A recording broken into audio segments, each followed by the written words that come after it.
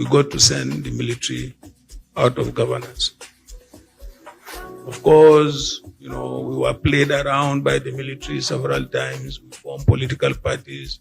They will dissolve them, and then eventually we ended up with two political parties set up by the military themselves, the SDP and NRC. The PDP, which is one of the largest and perhaps the oldest political party in this republic, is clearly targeted for destruction. It's a matter of time. There are internal mercenaries in the PDP that have been hired, paid, or otherwise motivated to destroy the party. So the party is on its way to the grave. Okay? And it's most unfortunate because the former vice president was explaining how politicians came together, essentially, put aside their differences to drive away the military. Most of these politicians ended up in the PDP. So the PDP actually represented the best of our politicians that fought for restoration of democracy. Forget those that make the most noise. Whatever happens with democracy affects citizens. It affects their daily living. It affects the future of their children. So we must all now get involved to make it work, because it is not working in Nigeria today.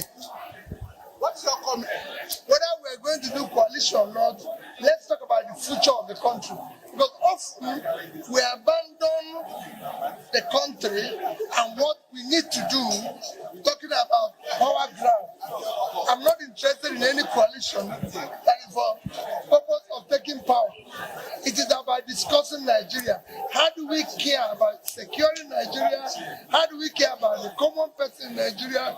How do we care about our children being in school? That is the most important thing. Some takeaways there from the national conference, which was a two-day event. You heard the thoughts of the former Vice President Atiku Abubakar. Some very interesting takes there from the former governor of Kaduna State, and of course Labour Party's Peter Obi, talking about his lack of interest in a coalition that is designed only to grab power from the ruling APC. Your 2 cents, first and foremost, with regards to the thoughts of Malam Nasir Rufai. Internal mercenaries, he said, have been contracted to kill the PDP. In fact, he said, quote, the PDP is on its way to the grave. As a member of the PDP, how does that make you feel? Well, I love Nasiru, but if you ask him, what led him out of PDP that first made him minister of FCT? You're discussing the messenger, not the message. No, you're missing the point. If he could do that, had he stayed back in PDP, would there be mercenaries that would do this? The point I'm making is that he has made a point based on some assumptions. There's a lot of whispers and stuff around that area. The Achilles heels of that conversation really is because of Governor Wilson, former Governor Wike. And unfortunately, I've looked at it very well, head, top, down. What do you even want to do? Are you going to kill him? You can't prevent him from associating with people he associates with. You can't prevent him from meeting the ones that he meets. You can't insist that one man is the problem before election, after election, almost 2 years is the problem. I don't believe this. If there's a problem in the PDP must first of all reform itself.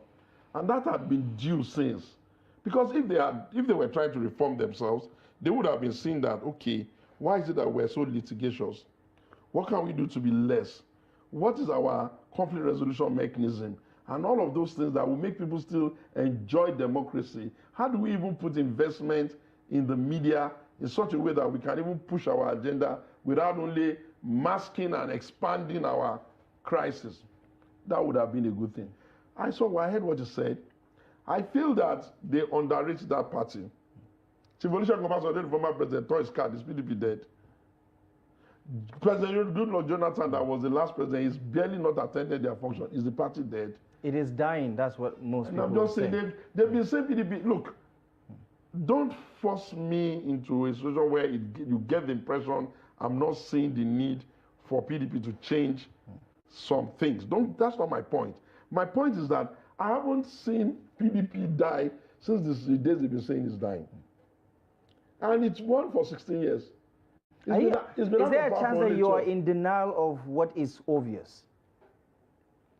You know, you have less states than you've ever had in this country, less lawmakers than you've ever had in the history of the PDP. That less lawmaker, less state was actually occasioned by the 2015 the governor, the Saraki who left.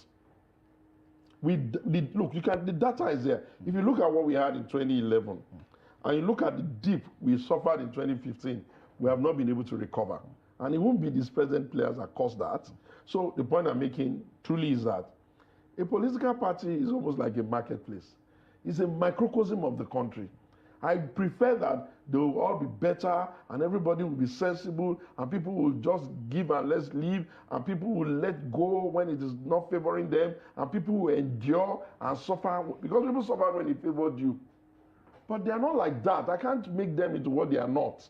So what I have accepted is that they will fumble, but they will do a clean primaries, I can guarantee you. They will fumble. Somebody is going to emerge as their candidate, and they will push it the best they can. You never know who they are going to produce. What if they produce Peter? I guarantee you, if PDP produces Peter Obi tomorrow, just leave them with their quarrel in the NWC. If they just said, okay, we have made up our mind, we are giving Peter Obi our ticket, the whole of the internet is going to go boom. Is that your fantasy pick? No, it's not my fantasy pick. I'm just giving you scenarios that you never say a political party is dead. What happens tomorrow if Wike says I'm back? It's 24 hours, a very long time in politics. Yeah, but hypothetically speaking, all of these things could happen and your analysis could be correct, but we're not talking hypothetically, we're talking about realistically what is actually happening.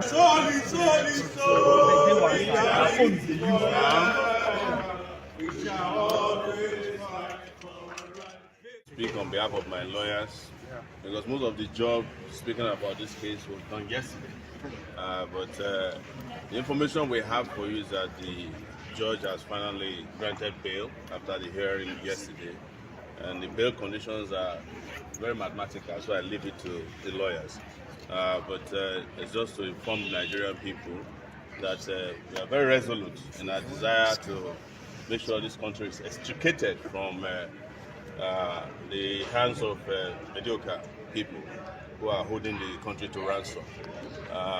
We are very committed to ensuring that the welfare of the people of this country is paramount to us. And we are not doing it because elections are coming. We are not emergency activists, the ones that started yesterday, El-Rufai, Amechi, and the rest of them. We do this as a matter of conviction, and it is our body clock that reminds us about injustice, not election calendars. So we know that the police is interested in my passport, and the judge asked me to deposit the passport. As you are aware, I have only one passport, the green Nigerian passport. But you can take the passport, but you can't take away my rights. You can't shut me up. You cannot make me disappear. It's not possible. And I want to assure you that as we continue to defeat our enemies, these people will be defeated as well. I am sure that some of you were here when Buhari charged me in 2019 for treason. And I told you that Buhari will be disgraced out of office.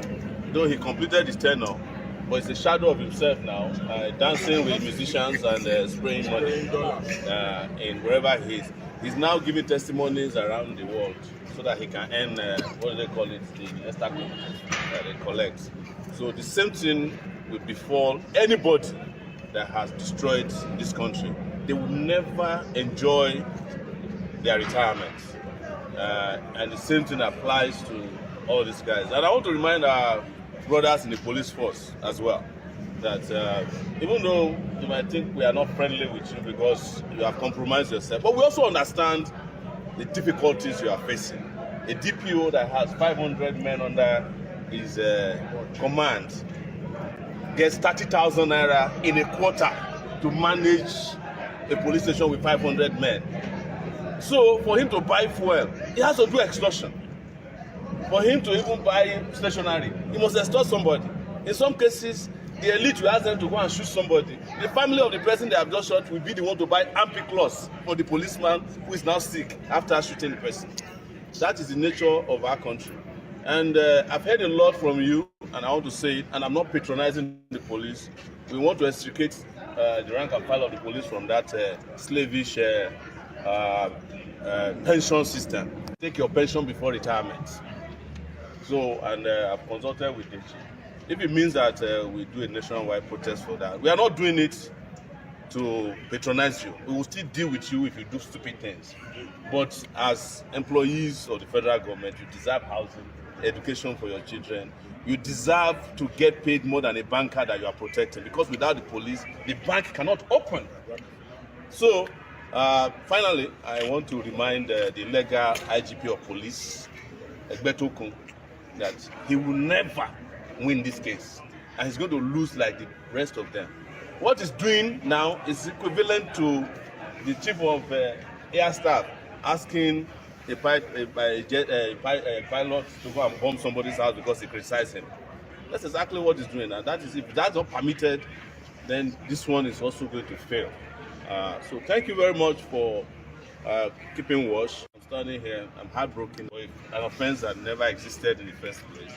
My gut was wrenching when the judge was reading bail conditions to me.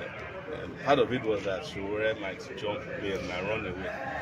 You know, how is that possible that I run away from a country, that I refuse to abandon the citizenship of Nigeria, even when I had the opportunity some 24 years ago, I could have abandoned Nigerian citizenship and become a US citizen. If I was a US citizen today, if you seize my Nigerian passport, you can't seize the US passport. I'll just fly out the next day. But we are here, come rain or sunshine. We are not running anywhere.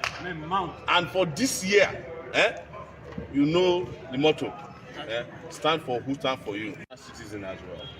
And a passport is not the property of the police. In fact, it's not the property of the judiciary. These are all abuses visited on us as citizens. I work internationally. I have my family based abroad. So restricting me to Nigeria by seizing my passport is not only targeting me as a person, my liberty, you are targeting my integrity, my dignity, you are targeting my family, you are targeting my existence. They want to force me to become a kidnapper. But I'm not going to become a criminal because they don't want me to work. For 5 years, between 2019 and 2025, when they withdrew their stupid treason charge from this same court, interestingly, it's the same guy that read my charge to me in 2019 that read the charge again yesterday. The same court registrar, same guy. So I was looking at him like, you should have told the judge who you are dealing with now. But that's not his business. But it is our right. You know, we have fundamental right to move anywhere we want in the world. That passport is just the license to make that video before we take some reactions.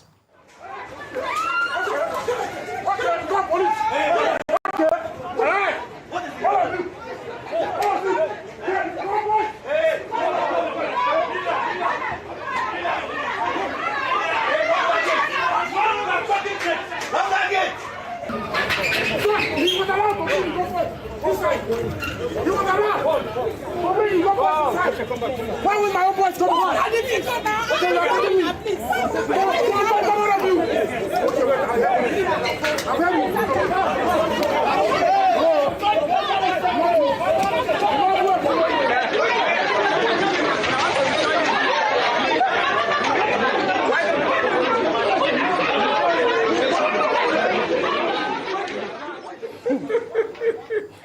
Have you ever seen anything like this? He don't gas. Have you ever seen anything? This is so completely disgraceful, really disgraceful. I'm going to take some tweets before I come to you.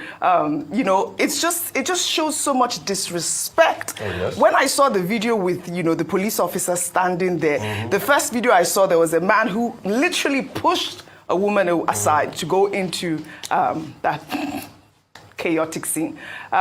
This person wrote, there is so much disrespect for the Nigerian police. In other countries, once the police arrives at a scene, every fighting stops and the police de-escalates accordingly. But in Nigeria, they will shove the police aside if possible. While another Twitter user wrote, The breakout from the PDP Board of Trustees meeting has laid bare a disturbing reality that those seeking to destroy the party seem to outnumber those working towards its revival. It is high time for patriotic Nigerians to urge opposition leaders to, as a matter of urgency, form the coalition. I mean, there have been talks about this coalition and all of that, but this is the most disgraceful thing that I have ever seen. People seeking leadership position, fighting. So what are they trying to lead? Who are they leading? What group of people? Are they going to lead cows? Like, what actually is going on? This is disgraceful. You know, Buhari said that when you said leading cows, you know what, I think some people even fancy cows more than Nigerians in their mindset. I heard that, yes. We've seen that. So when it comes to this, and I say it don't cast because it shows the decadence in our politics, and that's why, please, I beg politicians, whatever it is, save this country. I don't see hope for this country with this crop of politicians. I do not see hope.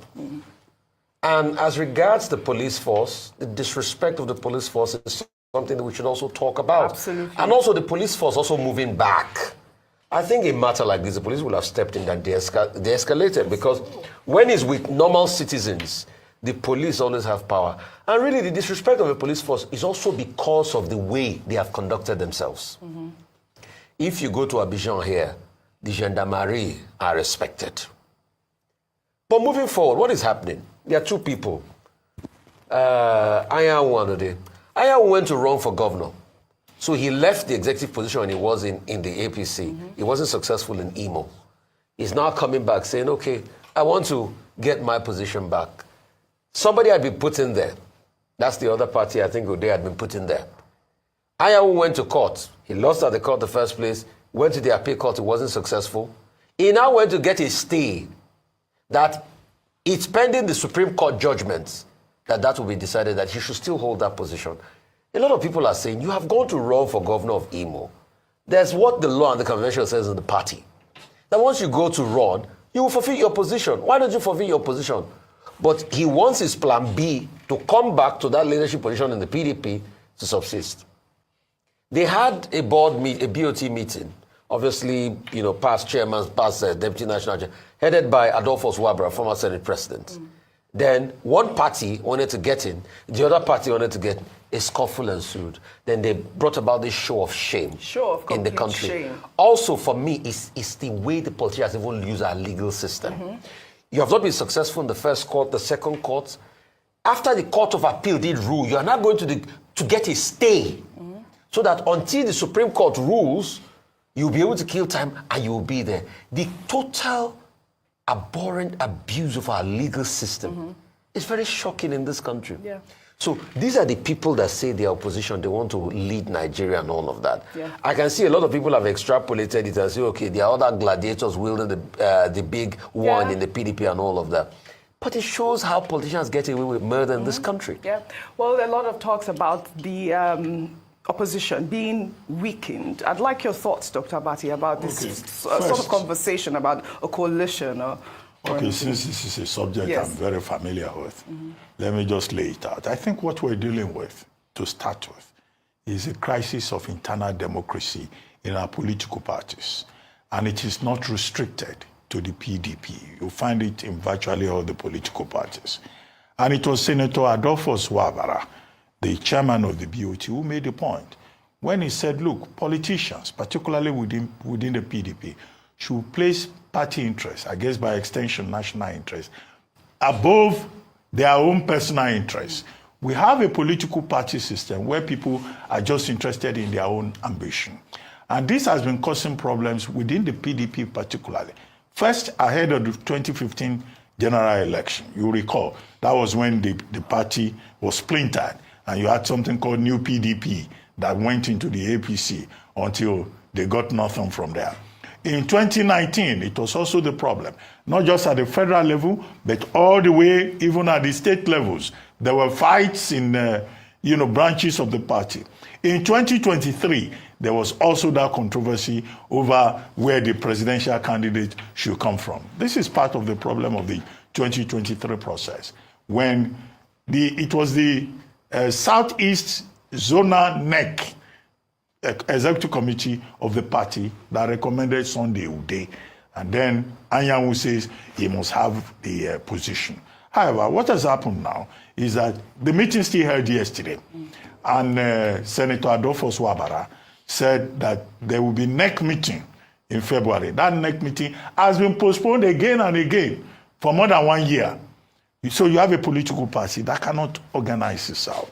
Now, acting chairman of the party, Ambassador Damagum, also made a point that, look, it's PDP leaders themselves that are causing the problem because everybody is interested in their own ambition. He is not saying he's the opposition, but there are some people who will say, oh, it's the APC that is disorganizing the PDP. But I think instead of blaming the APC without proof, without concrete evidence, all these are allegations. Damagum, who is the acting chairman himself, he say the people causing the problem are leaders within the PDP. Yeah. And his main allegation is that, look, these PDP leaders, they bypass him, they talk to members of the National Working Committee, so there's no unity within the party, there's no discipline within the party seems not to have the structure to organize itself. The most convenient, simplistic thing to do is to blame the outsider. If they are not blaming APC, maybe tomorrow they will blame Labour Party or they will blame the obedient movement. You know, the responsibility of every political party is to organize their own affairs. Yes. INEC says this all the time, after every election. Yeah. If you don't have internal democracy, how can you lead Nigerians? Absolutely, absolutely. In other words, the PDP, you guys need to fix up, really. Well, talking about the police, I'll come to you with this story. We're getting reports of the arrest of a social media user, Charles Uche Ihedioha, who was said to have been arrested by the Nigeria police force over his social media comment on the abduction of Folashade Odumusu, wife of a retired Assistant Inspector General of Police, Hakim Odumusu. Folashade Odumusu was abducted by 4 masked men on January 16th, but was later rescued. Charles was reported to have been arrested on Thursday, January 23rd, allegedly on the orders of Muyiwa Adejobi, the police force spokesperson. Charles was said to have commented on X mocking the kidnap of the retired AIG's wife. Again, we're seeing this sort of story. I believe Muyiwa Adejobi last year had, talked about in fact, ordered the clampdown of people that are, abusing people on social media. He doesn't say it's free speech. He believes it is, cyber bullying. Now, we talked about this yesterday with regards to Omoyele Sowore, where to draw the line within free speech and cyber bullying and the Cyber Bullying Act. But this young man apparently was said to have mocked the abduction. I don't know how that constitutes into a crime. I also share your thoughts as well in terms of how to define. I think that's one of the challenges of the Cybercrime Act, which is that it is difficult to define what constitutes cyberbullying in this instance, whereby it's either the difference between personal insult, banter on social media, Nigerians just having a way with words, and then you constituting that or assuming or projecting that is a crime.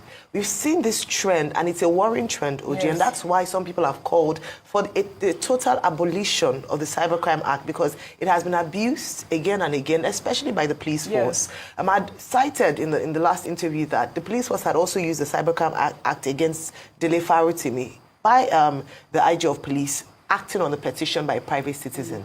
We've seen that also play out in the case of Omoyele Sowore. So no one is spared this. But what we are asking for is that what we're doing and continuous, and that's why when the conversation around the Cybercrime Act came up in the first instance before it was passed, people cited or raised the issue around the gagging of people and an infringement on the right to free speech and the right to free expressions. Now, what did this young man do? He was laughing about the fact that, or he was mocking the IG.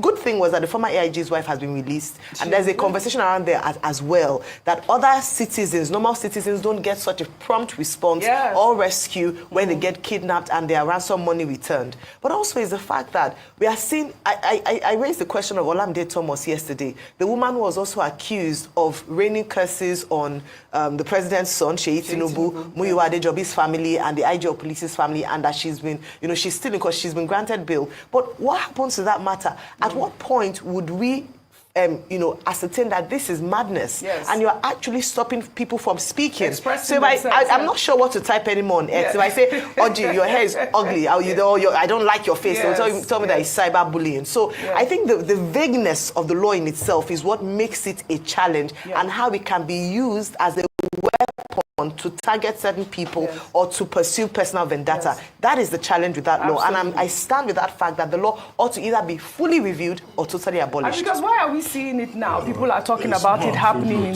in this administration more quickly. This argument that the law should be scrapped and all that. No, you don't scrap law like that. The thing is, look, the full test of a law is in its implementation.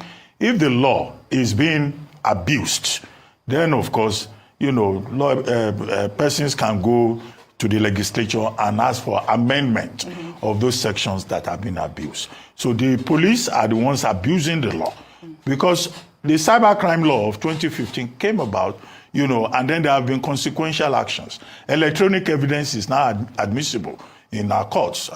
Justice Agileye is the leading authority on that.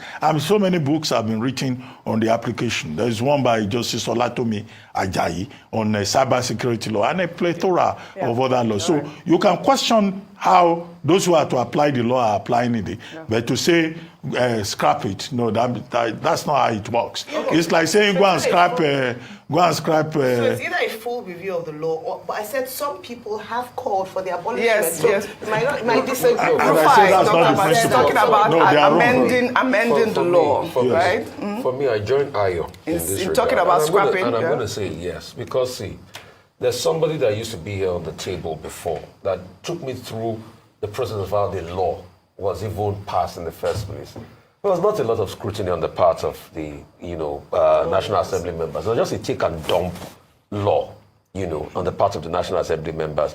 And you are beginning to see what is going on as we speak, as regards how this law is being used, especially to target certain groups of people. Till today, I have never heard the Nigeria police call or arrest the founders of Legopedia with all the incitements that they did during the elections. Like, why are they I have never... No, if the police wants to pick them up today, they will pick them up. But it's very selective. To me, to my mind, and Muyiwa Adejobi is my very good friend and brother, and I'll say this. To my mind, it looks as though that those that are in support of the ruling party can say anything of any sort against people. The police does not see it. Just like the Mama Nkechi issue during the election, Mama Chidinma, the police will just selectively not see it. They came out in defense. But anything that is against, they will see it. Like you said rightly, Ayo, the police came out in defense of that incident. So we have seen this thing how to happen. But see, going to the rest of the issue, like Dr. Abati, I'm learning from you, the rest of the issue. It is also very bad. And I condemn that young man for going out there and mocking the trauma and the plight of somebody. All right. That is very wrong. All right. So these are still the reports that are just coming in. This is the police PRO, Muyiwa Adejobi. He says the young man did not criticize the kidnapping or whatever. They alleged that the IGP padded the budget. And you think it's a weighty allegation, but he could not explain. Is that not an offense? However, police force is not Muyiwa Adejobi. We need to get it right. No fundamental right is absolute.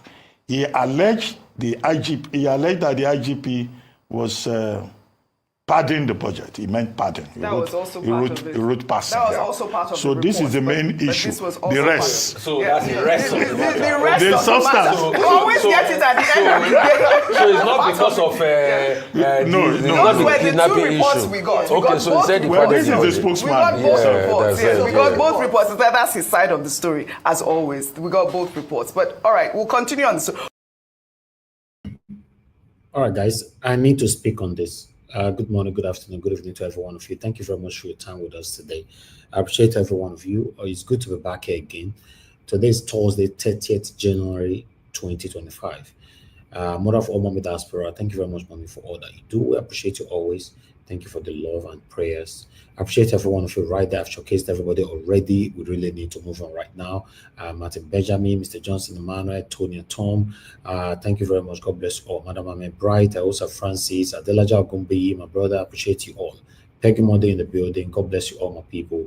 I appreciate every one of you right there. I want you guys to press on the like button, help us to share, and also press on the dollar sign if you can. Encourage what we're doing here. I need to talk about this particular video where the young man was arrested. Initial report that he commented on the police wife that were kidnapped. Then they arrested him, because of that okay, she shouldn't be released and all that. I'm not in support of anything like that because I reported this same situation here on this media. But arrested this man when he said she should not be released or whatever, blah, blah, blah. My question to Police Muyiwa Adejobi, I don't know if I pronounce your name well, but I'm not interested. My question to you is that you were quick to arrest the person who criticized the situation. My question to you now is that the kidnappers, have you guys arrested them yet till now? That is my question to you. Because this hypocrisy of a team, make we not talk, make everybody not talk. These guys are working so hard to silence everybody. Then some of us, even listening to us now, will say, be careful, be careful. Upon being careful, some of you have died. Yes, I pray God give every one of us long life and good health. Upon be careful. Since Nigeria was created, our parents have advised us to be careful. Our friends, family, well-wishers, relatives, whatever, have advised us to be careful. Even some of you that actually abide to that advice to really be careful, some of these people have already died. In case you are not aware what these people are trying to do, they've managed to ring the election. Now, they are trying everything possible to silence everybody, not to have the freedom of expression anymore. Now, the statement of the young man or the man, anyhow we described him, is wrong. I totally condemn it. But my question to Muyiwa, the kidnappers where he kidnapped this woman, yeah, thank God that the woman has been released. The kidnapper where kidnapped this woman, una don't arrest them. That's the question. Then two, within 72 hours, if I'm not mistaken, allegedly, let me put it on because I know this message will fly. This same police wife that was kidnapped, una bring am come out by fire by force. The money we una pay to release them allegedly, una not tell us so. Because me no say, not be say policemen enter bush, they go carry and come out. I don't say not be say it happen. That's my thinking. I'm not entitled to my thinking anymore. If I want to think now, I'll still think of the government before I think. Now, wait till I think with that. Within 72 hours, this woman was released. Fine, I like that. She was released alive. Now, the question is, the Nigerians that are being kidnapped every day in Nigeria today, who is speaking for them? Who is prioritizing their release? The same way you all in government satanically clamor to release this same woman. Like I said, releasing the woman, I'm pleased. How come the same priority cannot be put on common Nigerians?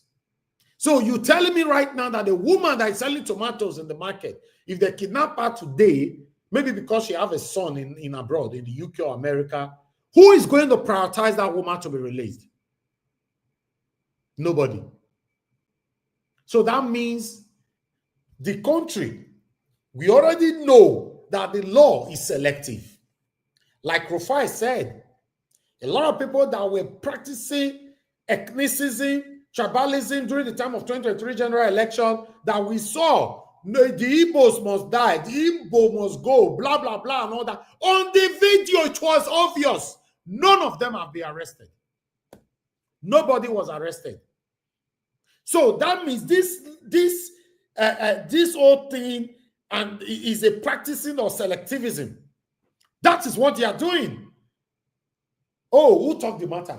And our side, they'll say, and our side, okay, we know here, we know here. Oh, who say talk the matter? Now we the support, they'll say, oh, God, not be us in the support. Get him arrested. Get him now. That is what you guys are doing to us. It's a big shame. Big shame. Tinubu, you ring election, you become the president of the Federal Republic of Nigeria. I said it before and I will say it again. If I were to be in your shoe, right? Because I tell veterans, if I have my way to ring election, a lot of you kicked against this in the past. If I have my way to ring election today, or to by fire, by force, anyhow, I want to do one, to just get to that number one seat and capture everywhere in Nigeria, blah, blah, blah, to make my country work, I will do it. And that is what I was hoping for. Okay, Tinubu, you ring yourself, you and satanic Mahmoud Yakubu, the INEC chairman, ring say 4 a.m. in the morning or to 4, quarter to 4. We got the breaking news. I was here. We don't sleep. Say, okay, you don't win. Fine. We don't do anything. Constitutionally, you have been sworn in. But my message what I sent to you that time is say, Oga, Mr. President, you don't win now, or they don't declare you saying that you win. Proof people like me and us, majority of Nigerians, both home and in abroad, prove all of us wrong by doing the right thing. Now, wait till I talk. Some of them, I don't know how many of them will remember this thing. Now, wait till I be talk that time. But it has been proven that evil people, it is difficult for them to turn to become a good people. Although sometimes we see some of them turn to become good. Look what we all are facing in Nigeria today.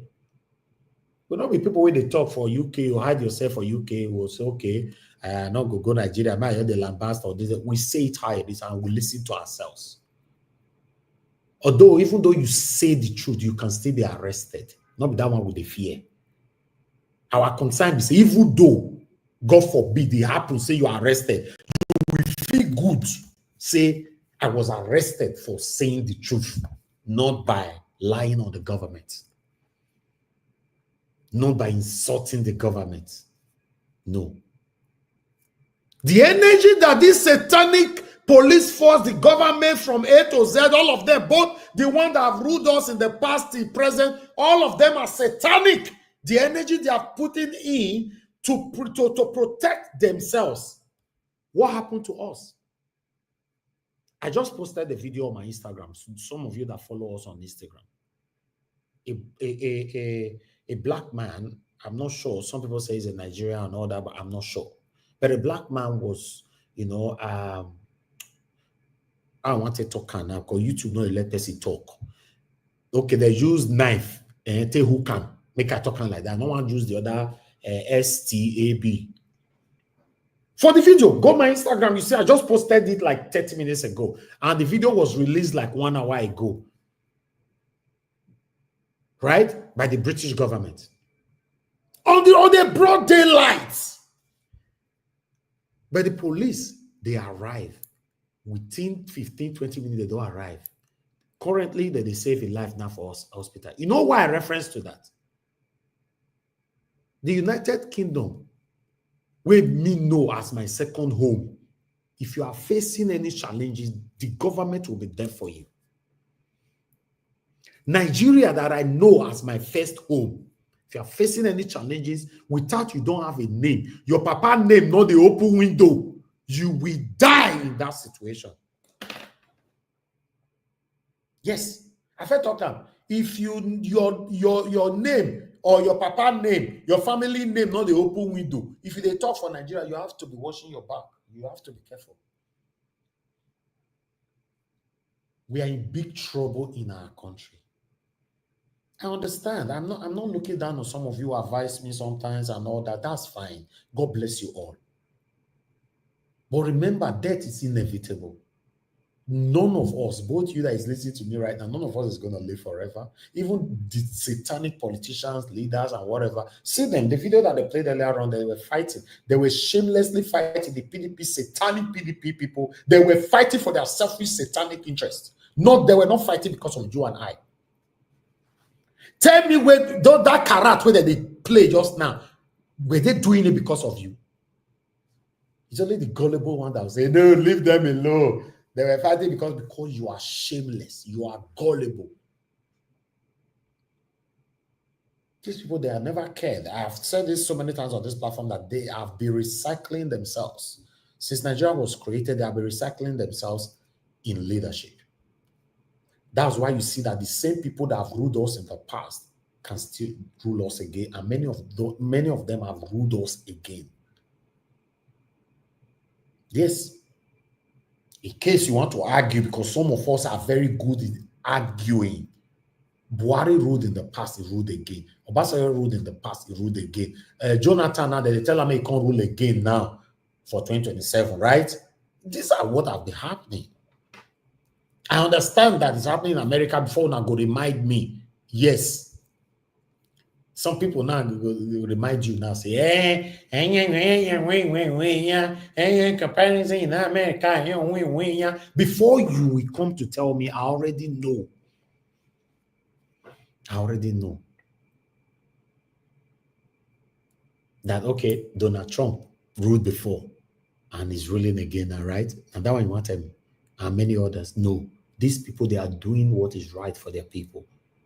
They are prioritizing their people. Our leaders have never prioritized us. In fact, our leaders have never given us the reason for us to trust them. You see, Namuyiwa, the police officer, were listening to Arise and quickly text the one will be friend for his side, which is Abati. Say, Abati, no. May they change the topic, say, no, be this one will make us arrest them. See what make us arrest them. Now this one, be quick, correct them now before I end the show, correct them on air. Now what do you do with that now? Then about to say, hey, everybody, wait. We have to correct what Ojo presented. The title is not that right. Ojo say no. He right. Make una add that one. Just no say na two title. Una say we're in big trouble. We're all supposed to unite together and speak in one voice. But unfortunately, we are the one fighting ourselves. Why these police officers and whatever, they look us from distance and laugh at us. We're supposed to unite together. If you check the police officer now, Muyiwa and all that, I don't go blame them that much. You know why? Some of us, when they listen to me right now, if they have the opportunity to sit in the position where that police officer Muyiwa they sit down, they will do more, do worse. Like I've said so many times, that we want our government to do the right thing or to be changed in totality and all that. Some of all these satanic Yahoo boys, where they thief people money, they call them Odogu for Nigeria. Their mama will go church, go give testimony, go give do thanksgiving. If some of them enter politics tomorrow, they can't become president, they will do worse than Tinubu or every past leaders that have led us in the past. So if you check out now, the government are satanic. We the people, we are also satanic. More don't talk might be. The good people is very minimal. Statistically, my own statistic view, the good people in Nigeria that can actually lead us to where we want to be, I'm not sure it's up to 10% out of 100%. The rest, now month they do, now month. They all they mount, they talk. Oh, Tinubu not good. The other one not good. Buhari not good. If you give them the same opportunity, you're in trouble. What Yaya Bello? How old do you say Yaya Bello dey? Now say Yaya Bello na old person. Yaya Bello is still 40-something years as we speak. 40-something years. We thief over 100 billion naira allegedly. And the one where they see be that, oh, the one where they see be that. Alice Manduke, I don't say how much where they said that they return from America. Only one place. And now UK she did only for America. $500 million. And not be that up.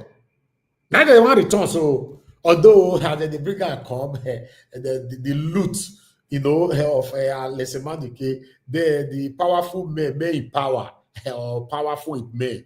They will not reloot the fund again. Why some of us here that are fighting ourselves will be hailing them?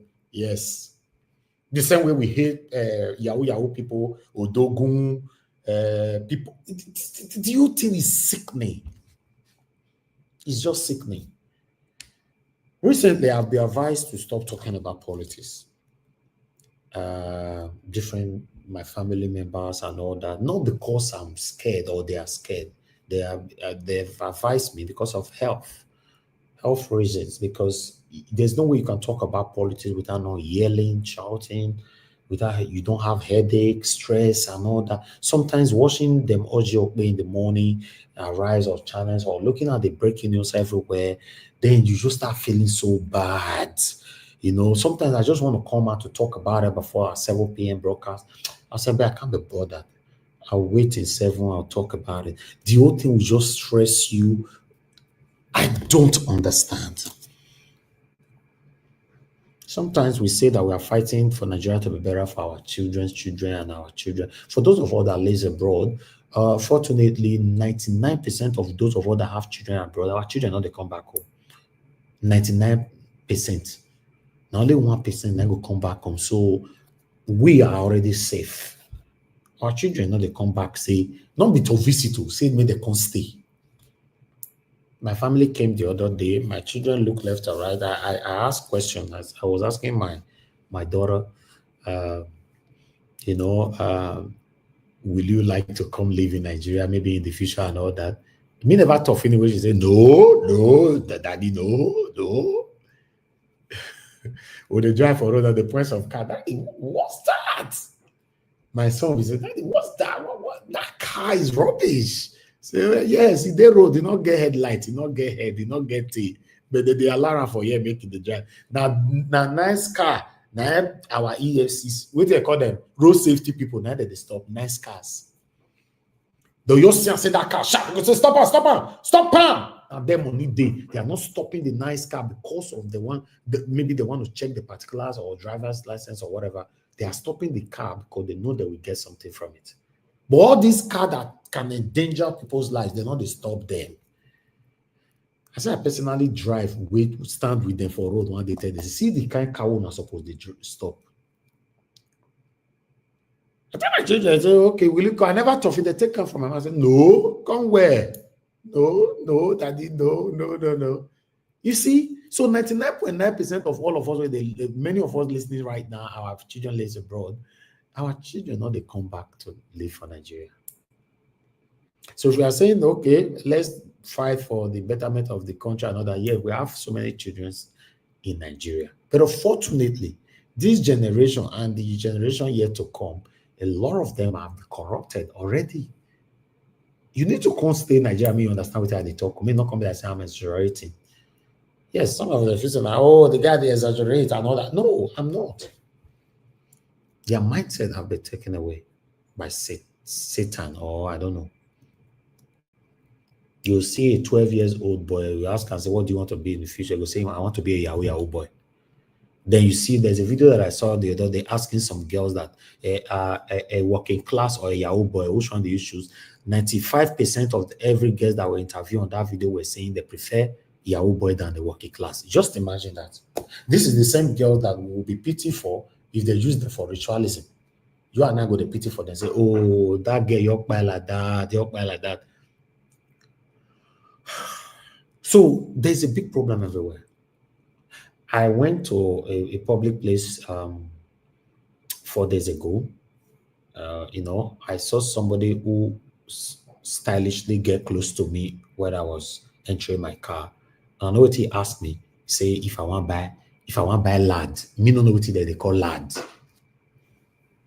He say he get lad, he get lad. Because I want Because say, what's lad? Because say, no, sorry, I don't smoke, thank you. As I come to go, I can't call my friends. Say, somebody meet me just now with that one by like, so that they approach people with style. In case, you need them. Because say, Why some people also came to my Instagram and tell me the other day, I especially talking for you, say, that was when I posted my house or my car, I don't know. Somebody came to the main boss, said, sir, I get Aza from any country at all, if you receive. Although I didn't reply that one, but I have to screenshot it and forwarded it to my friends to see life. So the mindset of this generation and the generation yet to come have been captured. So one can rule us in the future. Some of us were good, we go feel rule you now. We are not encouraged. That's the truth. Let's say it how it is. We are not encouraged. Look at my lesson worry as everybody they lambast and left and right. Although what he do, I criticize them, but people don't take her outside beyond what he do. No, you cannot support police when police are now beginning to oppress him. If you do anything bad for UK, they go punish you, they'll penalize you for that thing where you do. Not you they penalize people for another thing where we don't know. So the good people are not encouraged. So that's why we go stay so Divine Cross go come old. Kingston Gira go come old. Mr. Paul go old. Peggy Modi will come old. Me will come old. All of us will come say bye to Nigeria. Will come go. We'll still the wait. You're not going anywhere. You're not going anywhere. We are here. But for me, I'll continue to speak the truth, stand for what is right all my life. Now, if it's not what is right, I'm not part of it. And I'm a testimony. I've said it before. I'm a testimony to everybody who believes that standing for what is right, you cannot be successful. I was advising my plumbers today. I was advising them for more than 40 minutes. I was just talking to several of them. Many more were joining them, other workers and other.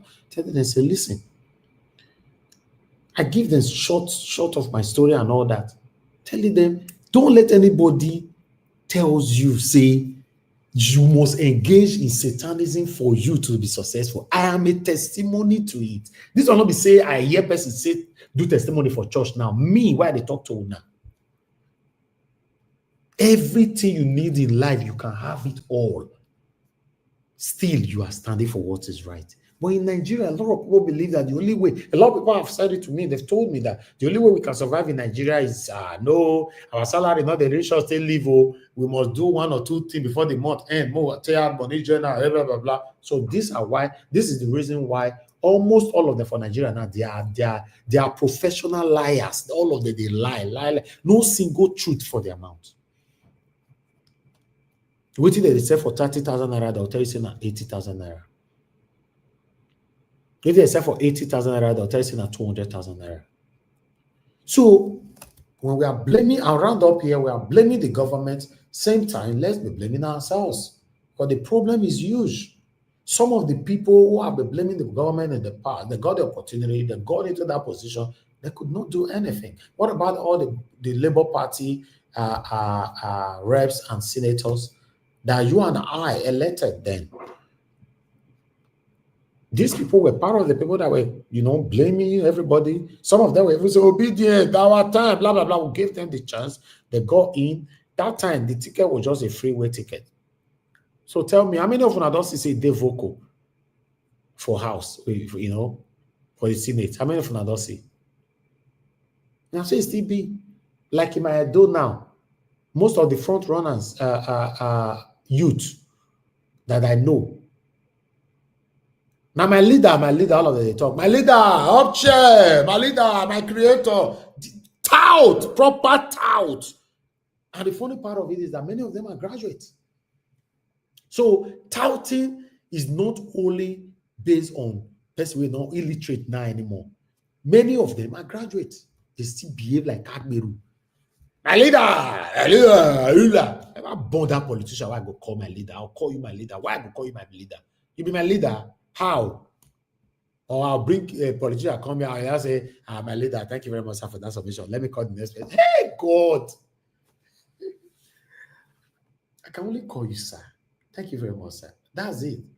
Apart from being on the media or politics or whatever, you need to respect your elders. Say you call the say my leader. After you done my leader finish, they throw away 500,000 naira for your account. Say, leader there. That's why I tell you talk. They don't smoke their igbo. Leader there. Watch them for social media. I want to see. I mean, now let me see them. Very disgraceful elements. Now, one of these people, when they say my leader, you can't give her a chance tomorrow to make it be your governor. You are finished on earth and in heaven. She may become your governor. These people, their primary priority is to amount wealth for themselves, their immediate family, extended families, and well-wishers.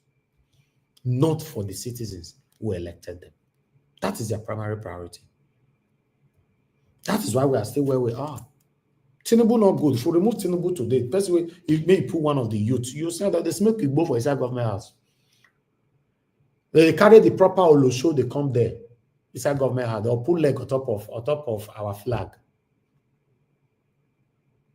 Yes, camera, they record them. Then you can't know.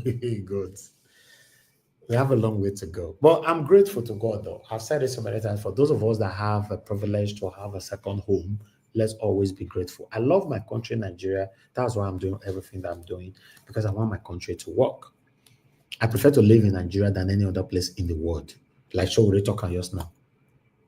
Yes, I prefer Nigeria than any other country in the world anywhere.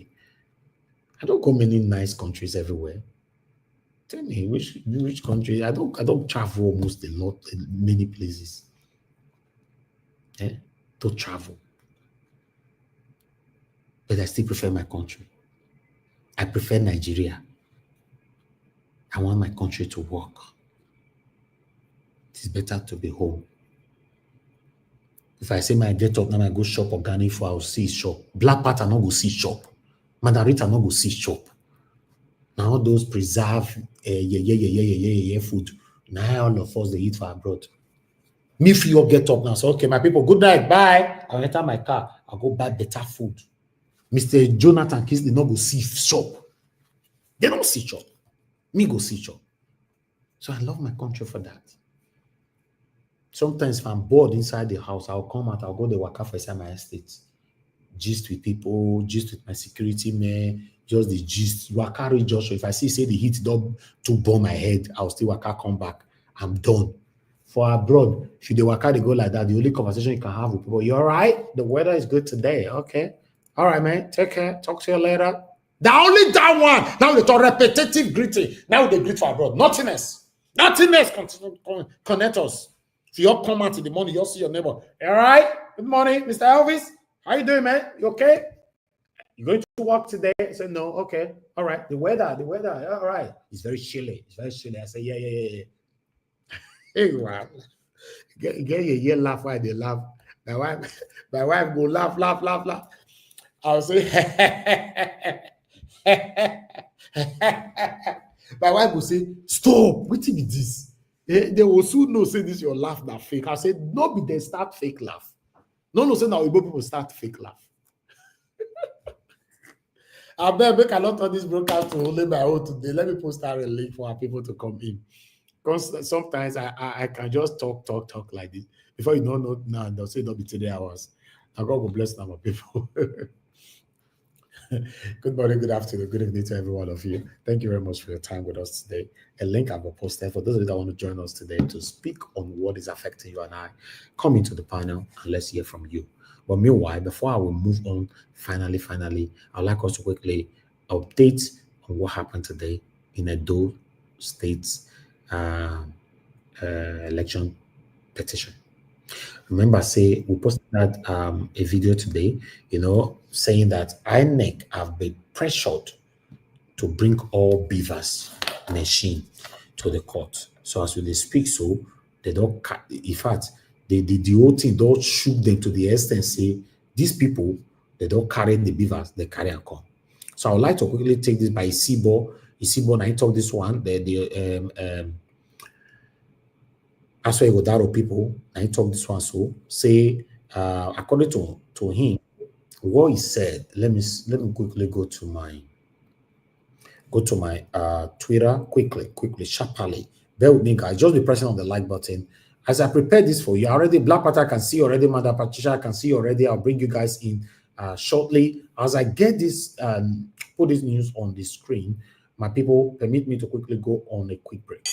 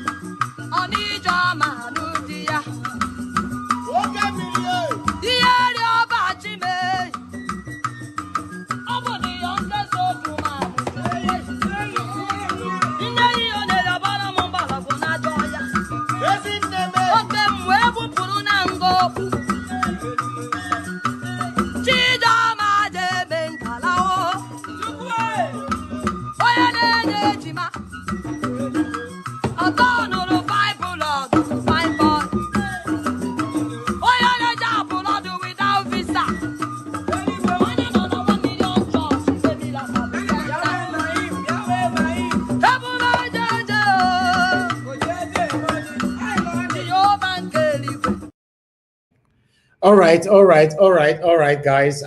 Yes, I'm back now. I'd like us to move on. Can you guys hear me? Quickly acknowledge, because I see somebody the road there. I don't know whether my network. They hear you clearly, Oga. Thank you, my lovely brother. Thank you very much. Okay, you can see right there on the screen. This one was posted by Ogbede Ifalui Isibo. Is a spokesperson for Aswa Igodaro, or rather PDP. So, but he worked directly with Aswa Igodaro. INEC bows to tremendous pressure from the tribunal and submit all BVAS machines used for the Edo gubernatorial election. Brothers and sisters in Christ, this is the game changer. This is what we have been waiting for. This completely solidifies our case, and I am joyous. Let us see how these thieves will argue against their own BVAS machine. While I have another report right here with me, which I would like to quickly take. Breaking news, APC suffers major blow as INEC bows to pressure, submit BVAS machine in court. BVAS machines show proof of overvoting in excess of accreditation in many polling units across Edo State. PDP supporters erupt in wide jubilation.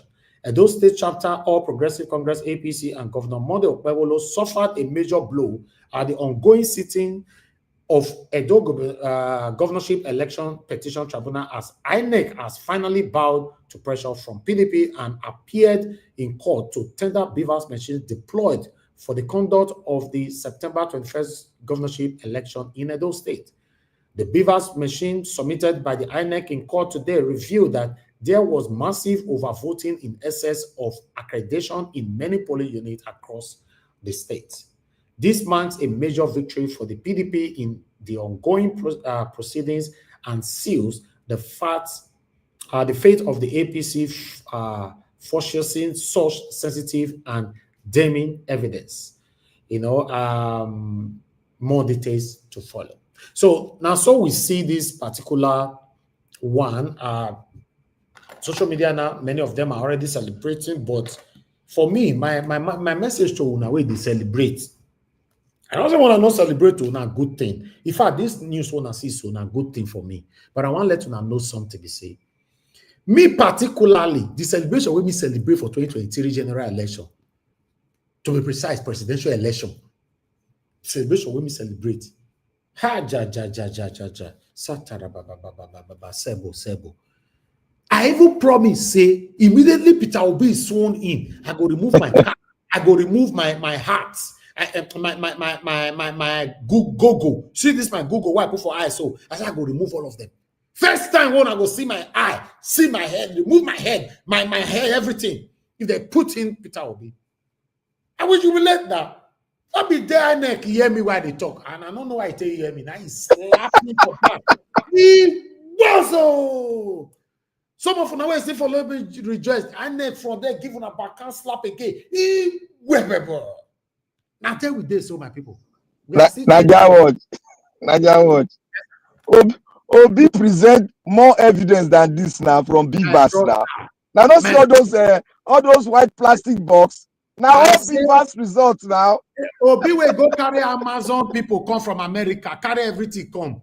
The also go that other people come from Yugoslavia now. Now only Nigeria. They disqualify the Amazon. Fire. People disqualify the document. The document that they bring from BVAS, they disqualify. Black Panther, I say the beat where they beat me and you. Me still they recover right now. Do you know that some of our people that used to join us on this platform then, some of them called in then saying they are preparing to move back to Nigeria. They know they call this platform again. They know they join us again. Not because they don't like me, not because they don't like the platform. Obviously, maybe they are still listening. They just gave up. Say, no, Nigeria, nothing can work anymore. So for this one, maybe this is the time INEC want to change. Maybe they don't decide now, maybe they change for good. So if you know, say person don't change for good like this, anything is possible. So now prayer, now we need to pray, you know. So before we go start to they pray, not say our conscience also pray, now they pray. Me particularly, me go like me just bless, especially Mahmoud Yakubu. I for like make I bless him now. Mahmoud Yakubu, make in fact, Mahmoud Yakubu, let me baptize you. I baptize you in the name of Jesus. Have your way, Lord. Have your way, Lord. Have your way, Lord. I baptize you in the name of Jesus. Have your way, Lord. Have your way, Lord. Have your way, Lord. I baptize you in the name of Jesus. Have your way, Lord. Have your way, Lord. Have your way, Lord. Now, after I don't baptize Mahmoud, so I promise you now, say good news go come out. Man, I'm not worried. It's done. It's done. When I heard say amen, it's done. Mahmoud Yakubu have been baptized on Nigeria Watch. It's done. You know, say the reason why Peter Obi don't win that time, quick me make I baptize him that time. I baptize Mahmoud Yakubu. So the power now be given to me. Satara Baba Esobo. So don't worry, guys. Everything is fine. Thank you very much, my people. I'd like us to quickly take this one right here. On judicial matters, the People's Democratic Party and the All Progressives Congress had an argument at the Edo State Governorship Election Petition Tribunal over alleged threats to witnesses. At the resumed sitting, the lead counsel for the PDP and his candidate, Ken Buzaya, alleged that some witnesses built to testify in the matter have been threatened. Mr. Muzaya noted that though the names of the proposed witnesses were coded through the use of acronyms, he said the identities of the witnesses were known through the roles they played during the governorship election that was held on September the 21st, 2024. He told the tribunal that he earlier drew the attention of the APC's counsel, Emmanuel Kala, to what the witnesses were being subjected to. However, his allegation did not go down well with senior lawyers who appeared for respondents in the petition that is seeking to nullify Governor Kwebulu's election. Oyechik Biazu, who represented the governor, described the allegation as baseless. Meanwhile, the PDP has called its 13th witness, an agent of the PDP in Akoko Edo local government area of the state, Esegbe Victor, to testify.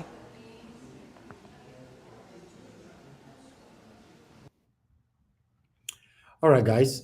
In terms of videos, that's all I have for you guys today. I would like to quickly take these articles that I have here. I have a couple of articles that I would like to quickly take, then we can take it from there. I'd like to start with the one you can see right there. This one is currently trending. I played a video earlier on concerning Aerofire. But meanwhile, I'd like us to quickly take the article so that we can take it from here. Guys, help us to press on the like button, help us to share, take our voices far. Press on the dollar sign and encourage what we do here. You don't need this vengeance. Mission Boala Conscious Aerofire. Over the Aerofire don't call Tinubu different kind of names recently. Not easy. We still hear from the Northerners saying that Tinubu, you are going nowhere in 2027. Nobody will vote for you in the North and all that. Dana Boala, the special advisor on the policy communication to President Bola Ahmed Tinubu on Thursday, cautioned a former Kaduna State Governor Nasir El-Rufai after labeling him as a latter-day convert.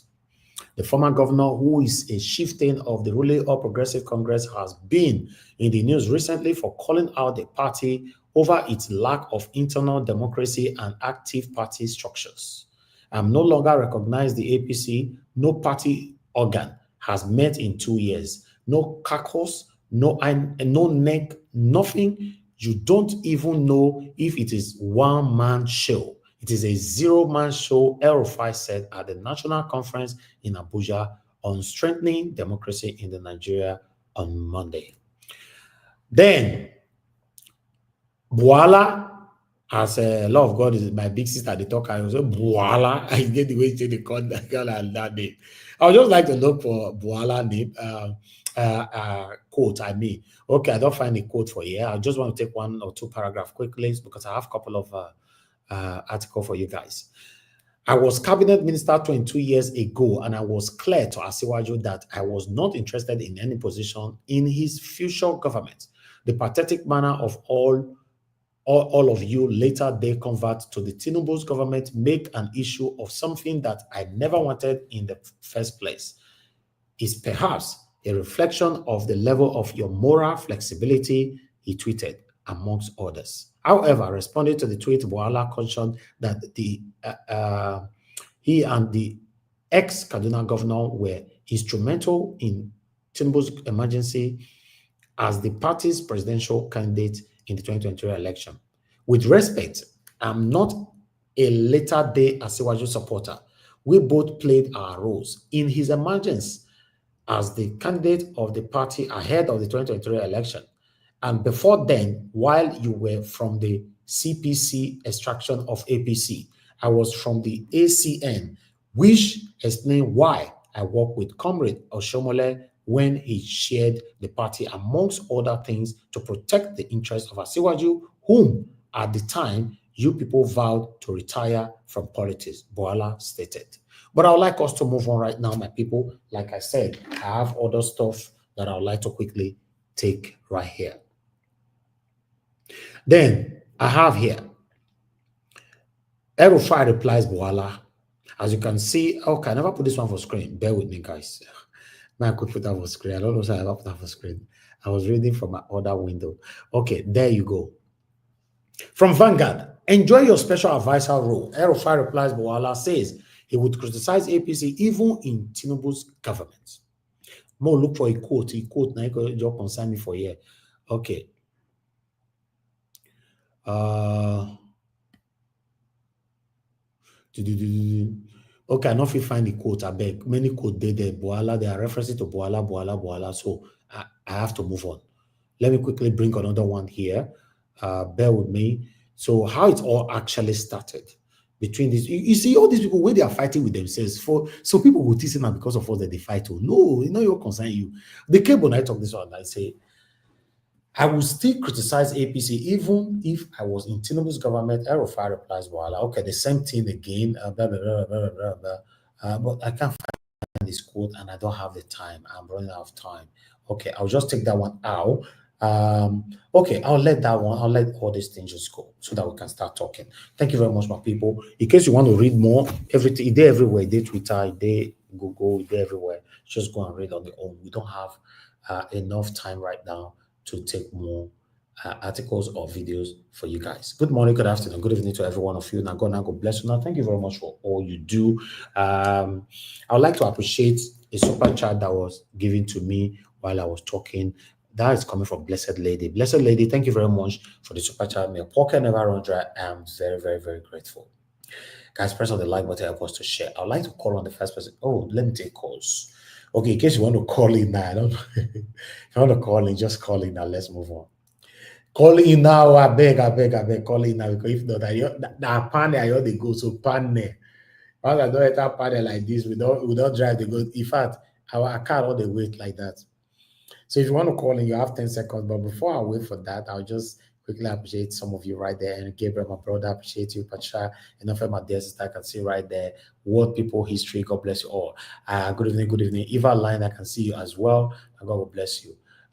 We Divine Cross, and many others. Paris Moye, I can see right there. Wabo Feliz, I can see you. Thank you, my wonderful people. Peg Modi, Madam Ahmed Bright, and many, many others. Grace Home and Properties, I can see you as well. Okay, let me just go to the panel so we can start. Black Panther, you're the first on the panel today. Good evening to you, my brother. Please talk to us. I give Madam Patricia my spot to speak for, then I'll speak follow her. Okay, when you're ready, just let us know. Because Mr. Elvis. Yes, sir. Before Madam Patricia comes in, let me just say this. Now, today I know, say you'll be real actor. You be real actor. You fit even art comedy self. Hey. That one where you act there when you talk about now actor it be now. You never watch a film. Now real one oh. If you there for Netflix, you watch and they there.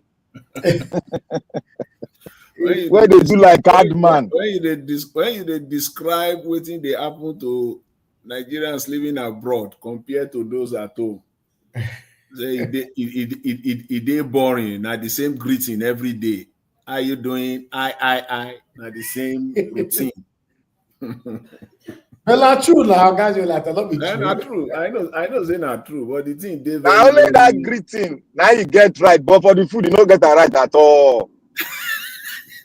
I get that right now, Mr. Jonathan. You don't get that right, Jare. And they go Igbo store. You know how many Igbo store we will get for Texas alone? Don't talk and say, we not the see organic food for that side. I they kill live goat. Did I go kill him? I go show him. Make a video. Your goat when they use milk take grow. No, this one are for farm, oh. Not be the one they go for when they bring from abroad, oh. No, this one are farm. I'll take the farm. Homegrown things. Okay, make we go. Thank you. I appreciate you. Thank you very much, Mr. Jonathan, for acknowledging that. God bless you all. Thank you very much, my wonderful people. And God will bless you now. See me, see happy for real. I can see right there. Thank you very much for joining us. Good evening to you. Stella Afiene just coming in. And God will bless all of you, my people. Thank you so much. Okay, let me start with Madam Patricia. Then I'll come to Destiny and before Mr. Jonathan. Then Black Panther, you that is first, will now become the last person. Madam Patricia, please talk to us, man. Good evening to you, man. Good evening, Mr. Elvis. Good evening, Mommy Diaspora. Good evening to all the panelists and the commentators and Nigerians at large. Good afternoon, good morning from wherever you're joining us from. Thank you again, Mr. Elvis. Please click on the like button. And of course the share and the $sign too. Very, very important. And I want to thank the ones that have already super chatted Mr. Elvis today. God bless you. May your pocket never run dry. In Jesus' name. And I say amen to that. Amen. Amen. Yes, Mr. Elvis. Yes, the whole thing is what you presented today. It's a lot, but we'll take what we can take. INEC being pressure to do whatever they said now. For me, like you said, I'm also on your side though. I'm sorry I don't talk about before. Me, make I wait. I'm not go raise any hope. Okay? I'm not they raise any hope at all, no expectation. Because we have seen more than this before. So anybody that has hope for that, without any judiciary, what they call it, electoral reform, and that constitutional to readdress this fraudulent constitution that have been given to Nigerians, that they say we Nigerians, I don't know how many of them, how many of the seats in that room to make that decision, because I know that my own people were not there. So as long as my people were not there, that we is not we. So which means that thing not supposed to be. Showore, yes. The policeman that is, they find how many cases, 26 charges against him. Like as I said that day, I said that thing they were, I said it was illegal. I said it now, that day. That what they did, me as a portion were there for not parking. Because they have no right, they have no legal standing. What is that? Uniform when they give una to oppress Nigeria, where they give una for. And that one ain't gonna be. No, come on. So if una need respect, una go respect the uniform una wear. As long as una dey respect that uniform, I don't see any reason why anybody go respect una because una wear uniform. You know they okay now. Look at it now. The AIG, I mean AIG. What did they do now? Not being be this now they sue personally for defamation. Defamation because he spoke. If somebody don't speak, how will you meet the person? How will you meet the person? How will you really meet the person inside the person? If you want to silence everybody. Freedom of speech is one of the rights we have in Nigeria Constitution. It's our human right, it's our right as a citizen. Nobody should gag anybody. Nobody should gag anybody. It's free. We are free to speak. Even God that created the whole world, he said, come, speak to me. Talk less of human being. That will not say because somebody is talking, you don't like what they are saying against you, then you decide that you will use the power that was given by the same constitution to now frustrate the people. It's not done anywhere. Yes, the other one where they say they catch your wife, where they don't go catch, put the guy for because the social media influencer spoke, say the same effort that you used to bring your wife, bring Nigerians when they kidnap all these years. Wanna use that same, that same rigor that una went through to go and make sure now bring Nigerians on a bad night. No, but now they say they arrest us. So now you see, they are using up the power that Nigeria vested on them, and that should not be. Shouldn't be. It doesn't make any sense that people abuse power. Erufai make he enter house. Erufai not get anything when they offer. Not get anything. Na Fulani man be. All their agenda is exposed. Nigerians are woken up. Hausa self don't wake up. Thank God for even our Yoruba people, our Yoruba brothers and sisters. Where them too, they don't wake up. They never ever, before, yes, they think saying like that, but now they don't see how. How can you want to come and establish yourself in every state? Even all those Hausa quarter where they say Hausa quarter, don't be Hausa quarter where they see them get for every place. So now Fulani quarters, I think we will change the name because they don't be Hausa. And it's right time. Make we know they call those places Hausa quarter anymore. They not be Hausa quarter. They get name before they come there. Don't be their quarter. Don't be their quarter. Don't be their quarter at all. So we need to change. We really need to change. We need to bring back the names of those places. May they not say they not get quarter there. They not get anywhere there because that's what they think they come. Imagine, say you want to bring Sharia come Ekiti. And even the news people, all these journalists, this news media, they are not helping matters. Because when I first read it, it was as though the thing has already been established and confirmed. That was how it was presented in the news. That where I got it from, where I read from. You know? So, I mean, they are not helping issues. They are not saying things the way it is. Why will you project something? Why will you project a news that you know that has not been confirmed and present it as though it has been done and sealed? Look, all these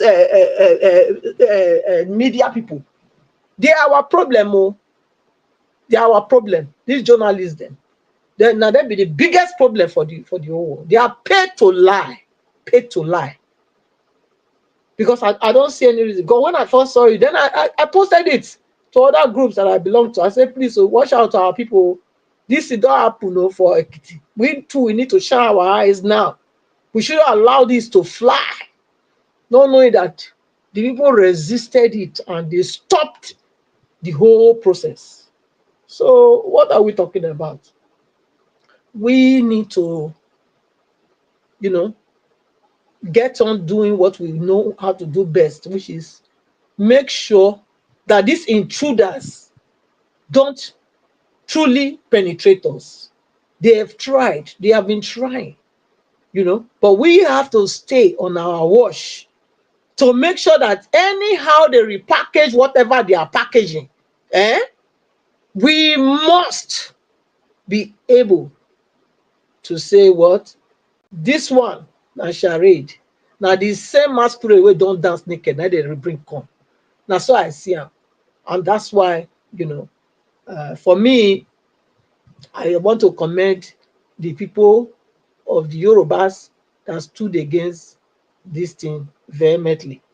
And for anywhere they come in this aspect, we all should stand against it. Okay, look at now. Who did they say they used to sign the thing? If I say here now that when I talk and say, look, the people, our people in the East, our Eastern brothers, they are not doing well. We have to say the truth. Who want cry, make it cry. We have to say the truth. Why be saying every bad thing? Every bad thing, how they go use my tape do? We not really ask myself that question. When I go ask myself, when somebody else talk, people like me talk, when I'll come out with our ugly faces. They talk, say, she hate Igbo, she not like Igbo. But look yourself in the mirror and tell yourself the truth and liberate yourself. Until you tell yourself the truth, you are going nowhere. Mr. Evans, I live on there. Thank you. Mother Patricia, you say who they use them? You say people they use the Igbo people, who they use them? Okay, yes now. Okay, look now. Okay, tell me now. Who they use sign the paper? The document where they say they sign so now. Who they use? Not be Igbo name they use. Not be the man. No, now you present the case here. But they focus on the man. You for mention the man, name you attack the man now. But you cannot no, lies. the thing is, look, it's very rampant. When something is too common, you have no choice but to put it to everybody's face. Yes, when it's too common, you have to bring it out and open it to everybody to see that this is what is going on. It's like that now. Okay, the people that is spying people now in the East, is it me and you? Is it me and you that is spying them? The one that is spying their own people in the East, is it me and you? What are we talking about? Is it me and you, Mr. Evans? It's a question. Is it me and you that is spying them? No. So what are we? It's the same thing. Evil is not good at any time. Anytime. Evil not good anytime. We don't say because they fight for Biafra and they buy their own people. We say it's good. It's not good now. All right, thank you. Thank you very much, Madam Patricia. Thanks for your submission. I would like to call on the next person, Mr. Destiny. Please talk to us. Good evening to you. Good evening, Mr. Niger Watch, and good evening, everyone. Good evening, madam. I greet all the commenters and all the listeners. I don't even know what to say because that Nigeria sometimes it's very hard to even Sometimes I'm always getting confused. Because what this woman just said now, it's not like maybe she's right or wrong. Because when you look, if we see many things that they are doing, that's why sometimes when I come here, I always say our Igbo people, my brothers, many things for that country. If they won't really do, and they always want to put us for the front. See, as Amici want they won't do for Buhari regime, they go put Amici for front. This one regime, they go put Umar here, I don't know, they go put that for front. That one they destroy people house. Which person has to start Igbo man business? No, that not even house or business. They'll do the thing. When I will collect her, whether because of the money where they give them or I've been a power, they hungry them or I don't really know. If you still go court, if you lose some kind of judges where they want to do bad, sign the kind of year case. Now mostly our people that they put, they're not the say no. I don't know why, whether not the money that be the issue. Majority many issues. If they want betray some well, it's painful, child, because not all the whole tribe bad though, but you get what things they reach. All many bad, but to look at the territory, they'll do the thing on our own side. If they know they carry on our same one and they will use our help on our own side. How many roads they east were good federal? I'm meeting from that side. This the volume now from that side. How many federal road the volume he don't do for the east? Now coastal line road now that one I be the whole target to destroy people business. Sometimes it's hard to it's very difficult. Seriously. Because they can't use waiting some kind few greedy people do. These are they rob almost everybody, which is not normal.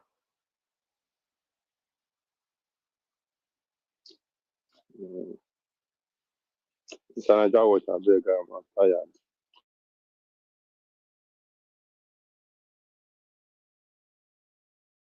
All right. Mr. Wonsu Destiny, thanks for your submission. I appreciate you. Let me come to Mr. Jonathan. Mr. Jonathan, before you speak to us, I'd like to quickly appreciate Malik Lukman. Thanks for the super chat. God bless you. I'm very, very grateful. That is Nigeria currency right there. God bless you. I'm very, very grateful. And Blessed Lady, once again, guys, do your part. Press on the like button, help us to share. Press on the dollar sign if you can. Encourage our work here. Okay, Mr. Jonathan, please talk to us, sir. Okay, Mr. Elvis, thank you very much. Good evening, sir. Yeah, good evening. God bless you, guys. God bless you. Fellow panelists, I greet you all. Welcome. God bless you all. Mommy Diaspora, I greet you. God will continue to bless you. All commenters and prospective callers to the broadcast, I greet you all. Welcome. You see, what your presentation today is as alluded to by Madam Patricia is a lot, and I would have loved to speak on all of them because I have one or two things to say on almost all of them.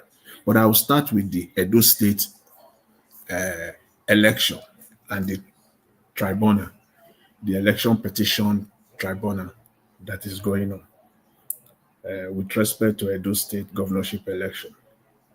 You see the story now today that INEC tendered BVAS machine, good on the surface. But before I proceed on this one, I just want to put it out there up front. What I'm about to say is my own personal analysis.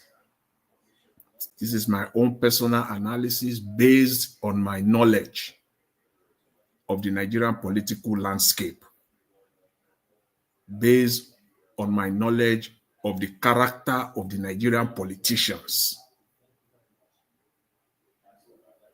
This is my own analysis.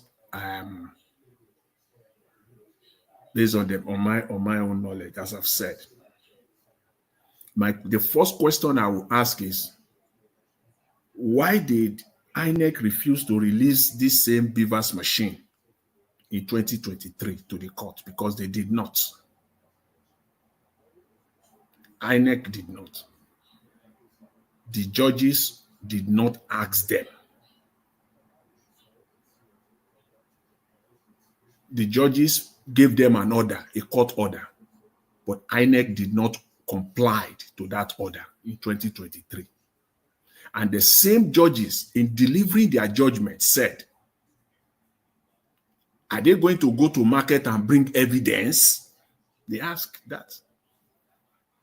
But the same judges could not enforce and bring their power to the table and get INEC to bring the BVAS machine in 2023. So for us, it will be too easy to congratulate INEC. Don't let us fall for it. Let us use the case of Osun State in Osun State 2022 prior to 2023 election. Osun State, because Nigerians, we are too quick to forget. Osun State was this case was what Mahmoud Yakubu used to sell 2023 to Nigerians. He started globetrotting. It wasn't enough for him to stay in Nigeria and face the Nigerian constituency, the Nigerian people. He went about, he went to Chatham House all over the world, telling everybody that even before you wake up, if you sleep too late in 2023, February 25th, 2023, the election result will have been announced. He sold it to Nigerians.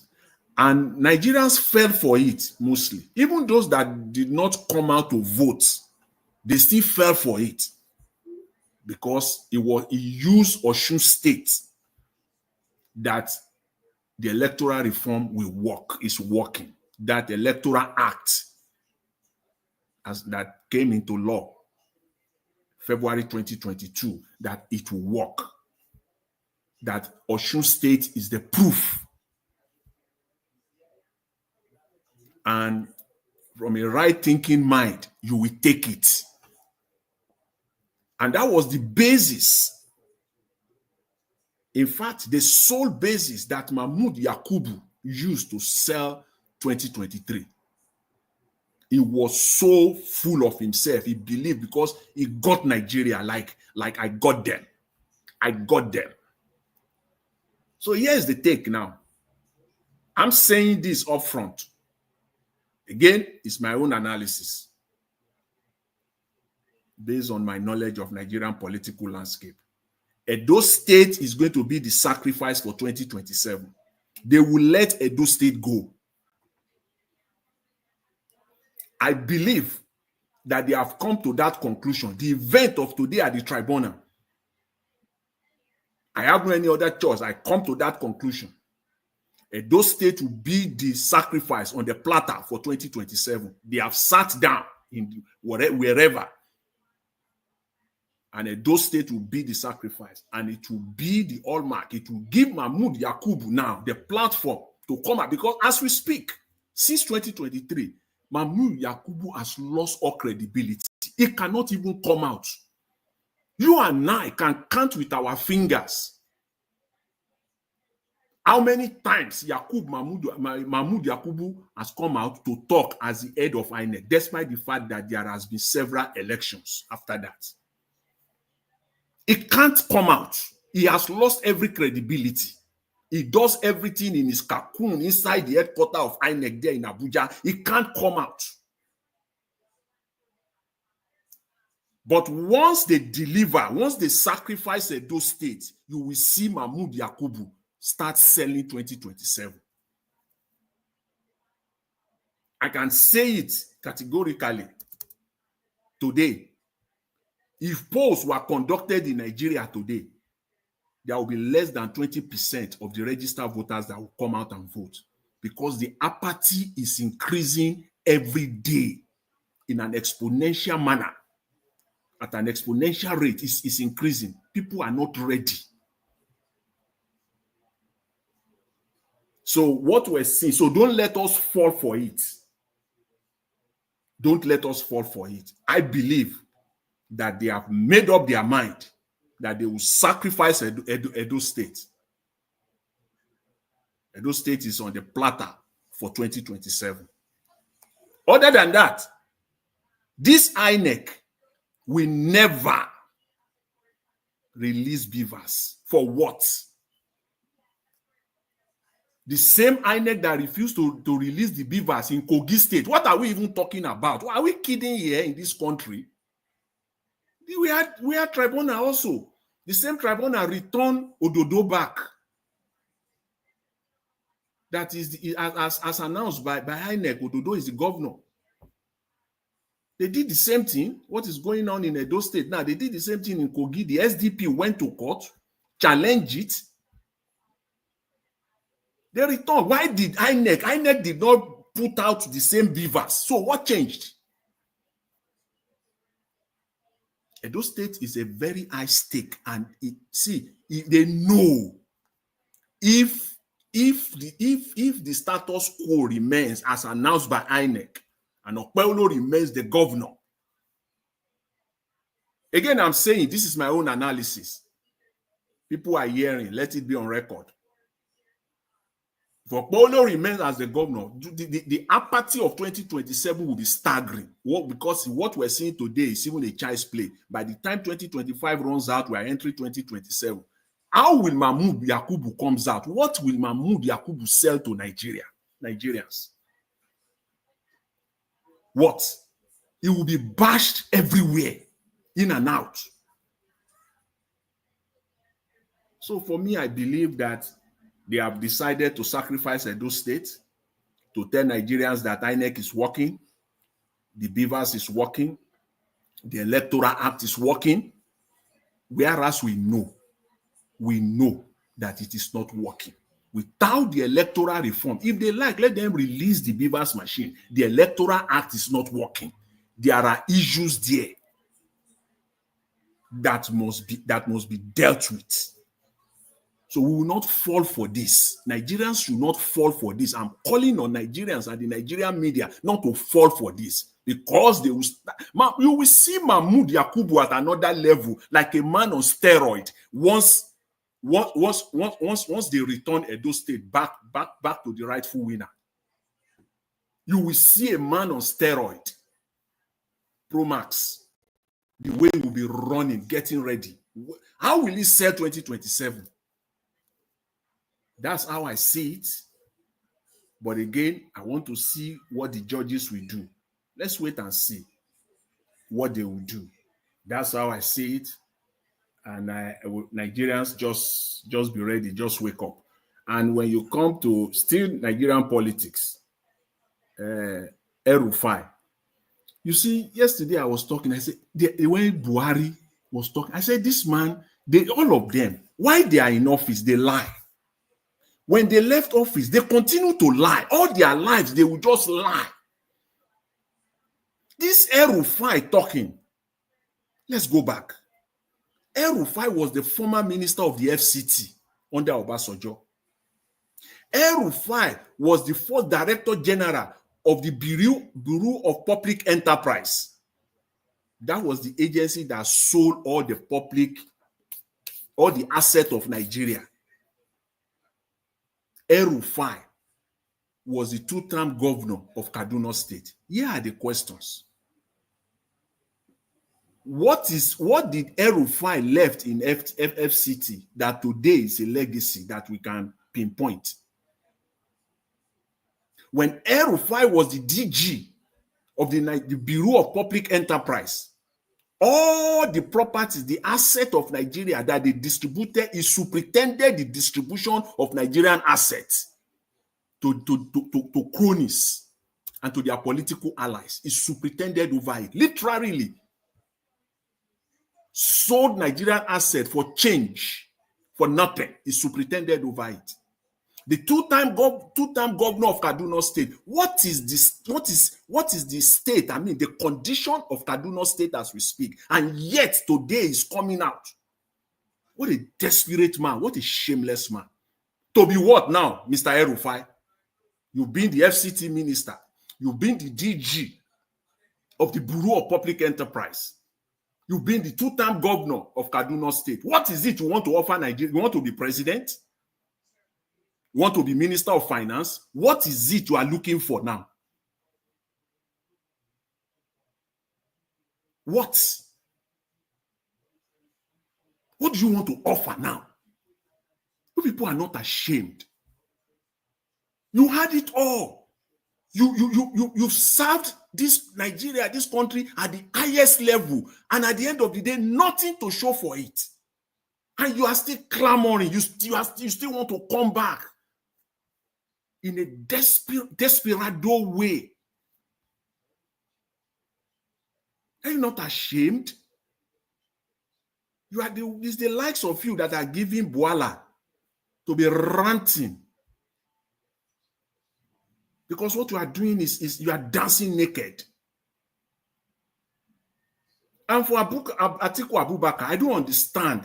For me, I don't understand. Again, when you understand the Nigerian political landscape, I don't understand how Atiku believes he can become Nigerian president, even come 2027. I don't understand. Is it in the South-South?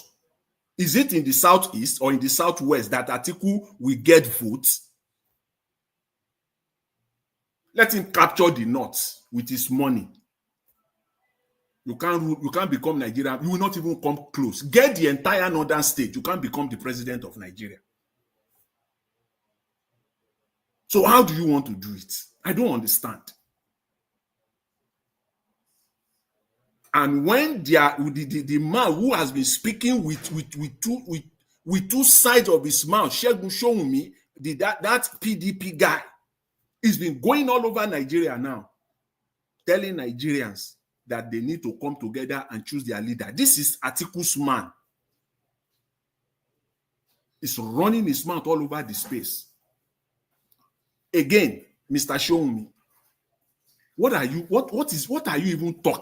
talking about? It is either you are ignorant or you are deceptive. I prefer the latter than the former. I believe you are deceptive. I think you are being deceptive, telling that it is Nigerians, let Nigerians come together, pick their own leaders themselves. From inside that PDP, who will superintend over the process of the emergence of the leadership? Is it not these present people that are there? We saw them naked again just yesterday. See how they are fighting at the PDP headquarters in Abuja. So these are the people that will still superintend. Or how do you want to do it, Mr. Showunmi? How will PDP come up with their own leader? Is it not these same people that will conduct the process? These shameless people, these desperate people? Someone who left the party, who left his seat, went in to contest for governorship election. He lost. He's coming back again and he's fighting. Look at him fighting. And the police, they don't have any respect. Look at the police we saw there. They are not even fit. Physically, they are not fit. Look at them as robust as they are. Those are the ones that want to fight those able-bodied men. They'll undo them. They put women there, police women that cannot even, they can't even arm an ant. There. They've lost all respect. It doesn't matter if you are a police officer, whether you are 200-pound or you are 500-pound man. When they see your uniform, once you arrive there as a police officer, your presence alone should bring some calmness and order into that situation, first of all. But look at them. They've lost. All they do is going to court, charging people for cyber bullying. That's all they do. That's all they know how to do. They brought charges to court. When they brought their charges, you are left with no option but to feel that these police are incompetent. They don't know what they are doing. When you see the kind of charges that these guys bring to the court of law,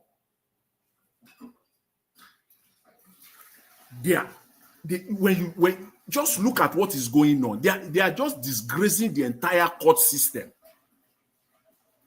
And the court system is complicit there. Why would they be accepting such cases to even enter their court in the first place?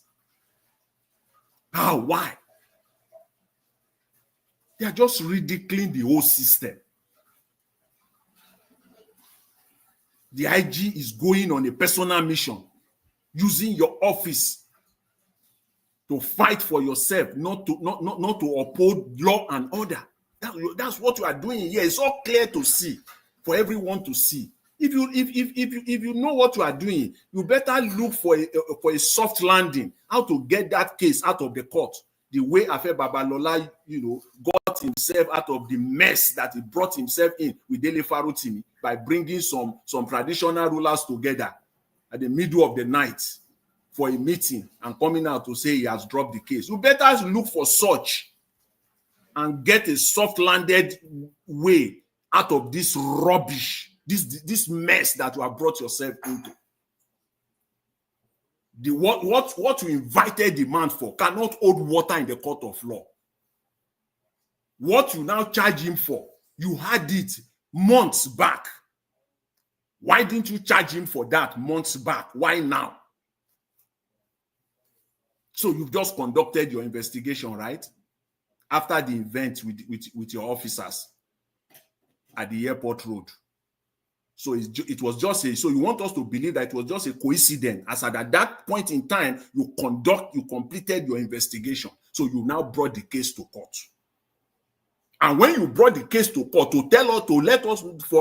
already know that you have not done any investigation. You are just going on a personal mission. Because if you had conducted your investigation, it is caught straight. You still want to keep the man. You still want to keep him. You still held him. You will have let him go, that his case is in court, and then he will appear in court. So we know that you have nothing. It's a personal mission. This is ridiculous. What a country. What a country that we're living in. Okay, round up, sir. 1 minute. Anyway, I just want to salute for at least for once. Let me salute Showore. He sat in the court and he said all that against Mr. Tinubu. Who can do that with both face? Said it. Everything he called him, he is not inside the court. Oh, inside the court. Inside the court, he said it. I salute his courage. I salute him for that. Everything he's doing, he's not doing it inside his house. Or when at his own whims or caprices, when it seems fit. No, you can see that this guy is ready. Inside the court, he said everything he has been saying, he said it inside the court. So I salute his courage. He's a real guy. But again, he must collaborate with like-minded people so that Nigeria can move forward. I'll leave it there, Mr. Elvis. I really appreciate it. Thanks to everyone. All right. Thank you very much, Mr. Jonathan. God bless you. I appreciate you. Okay. The last person on the panel, Black Panther. If you're available now, talk to us. Yeah, Nigeria, thank you. Can you hear me very clearly? Yes, very, very clear. Thank you very much, Mr. Nigeria. May God bless you. And I want to thank the last speaker. Man, I was almost saying you should not stop Oga Jonathan. Kudos. 90% of everything you said, I concur and I salute you for bringing out those facts. It makes life come out of us. Thank you very much for that respectable submission. I want to thank other speakers that have spoken. May God bless every one of us. And I want to thank Mommy in Diaspora. More grace to you, Mama. May God bless you, Ma, and keep you well for us. I want to start by, I will touch on one issue that Oga Jonathan said, that thing is funny. I will talk on it. But not now. Let me go to Oshimole. The elder statesman. I call him elder statesman now. because he's a stylish corn, you know. Sometimes he does something. I don't look at him because if I look at him, I will lambast him from now to the end of the end of the word end. But I will use his word because his word is very, very strong out there, and it's giving us a signal. It's telling us something that most of us are throwing into. We are just looking at it as it's opening a canker worm that we are yet to dig in, and a lot of things have come to align with what he's saying. Now, I said one thing here, that this Nigeria is not a country. It has never been and will never be if we want it to be like this. You see, he said one thing here when I told you that these people, they are not coming to Islamatize you. They are coming to steal your wealth and divert you to look elsewhere. Now, let's go into the nitty-gritty of what he said. He said one thing, he said, the military generals are partaking in this smuggling of your natural wealth. I'm paraphrasing it so that you understand it very well. The military generals are partaking in siphoning your natural wealth to other nations to keep or to sell. Because you need military might to safeguard wherever the wealth is in the north. Who are the generals of the Boko Haram? Why are they bringing Boko Haram, and why is Boko Haram not stopping? It is because the military people that you see today, all the generals in the Nigerian military, they've all compromised. Let us talk on the side of the military, Nigerian military side before. The Nigerian military will not be here today and Nigeria wealth is stolen the way it is being stolen without not raising an uproar and take over the government. It is almost impossible. But we can now see that if they compromise the military and make their heart divert and put them in the space where they have put the Nigerian people, the civilian, in terms of segmenting us and making us believe that tribe is the main thing and religion is the bypass. That is what they've used to divide the Nigerian military now. And the Nigerian military has been used as a safe haven to safeguard and steal the natural wealth. Because all the operation done there cannot be done by a civilian. It has the backing of the military generals. That is why you see the boys talking that the other time they spoke when they were interviewed. They said whenever they are going after the Boko Haram, a voice will come from above and said, every one of you, down your arms. Don't go up, don't go again. Retrieve. And some of them came back to say something here that most of us have thrown into the trash can, but those things are very important. In the acquisition of arms and ammunitions, what happened? They said the weapon given to them is outdated. That what these Boko Haram are using are top-class weapon, top-class armory. The question is, where are the money? Who is stealing the money, the budget of the military? It is the Nigerian general. Why are they stealing it? Because they want to safeguard that wealth and give the arms to the Boko Haram. The question you would have asked, where is also Boko Haram getting his arms? Is it from where? From where? From heaven? No. From which place? No. It is from Nigerian armory. They are getting their arms and ammunitions. And who can do that? It is the military generals. Let me tell you today, Nigeria need to restructure everything because everything has been stifled, and we are moving into the era whereby if the string is being drawn to an extent, we are going to end up in the way the Sudan ended up. They are in now. We are going to end up that way. Because it is when you stifle the military, it will get to an extent when the military go out, you can no longer retrieve them back now. That is what is happening in Southern Sudan. The military are divided into two factions, fighting for who, what? Fighting to who is going to get the top position of the country. And that is what is going on now. And let me move over to Shore. Like I told you, Shore is doing a very nice, fantastic job. I have never spoken on Shore like this. People are surprised. I gave him a speech. I know he might have heard it, that something is going on in his heart. I believe something is going on. But he's doing a fantastic job. The Nigerian police is gone. I told you all that day, you can hear from the lawyers that we are still using the colonial book, colonial laws of the police. You heard him say 30,000 given to the police station to buy fuel and do other documentations. That is what you are seeing. That is what is happening. Who is taking all the money? It is the IG. One, let me give you an example. Tafa Balogun, the late Tafa Balogun, when he was the IG, how many cars did they recover in his backyard, in his estate? More than 200 Jeep was recovered. Hilux were recovered in his estate, locked down, new chassis. And that was what made Obasanjo so furious and told the police to get rid of him.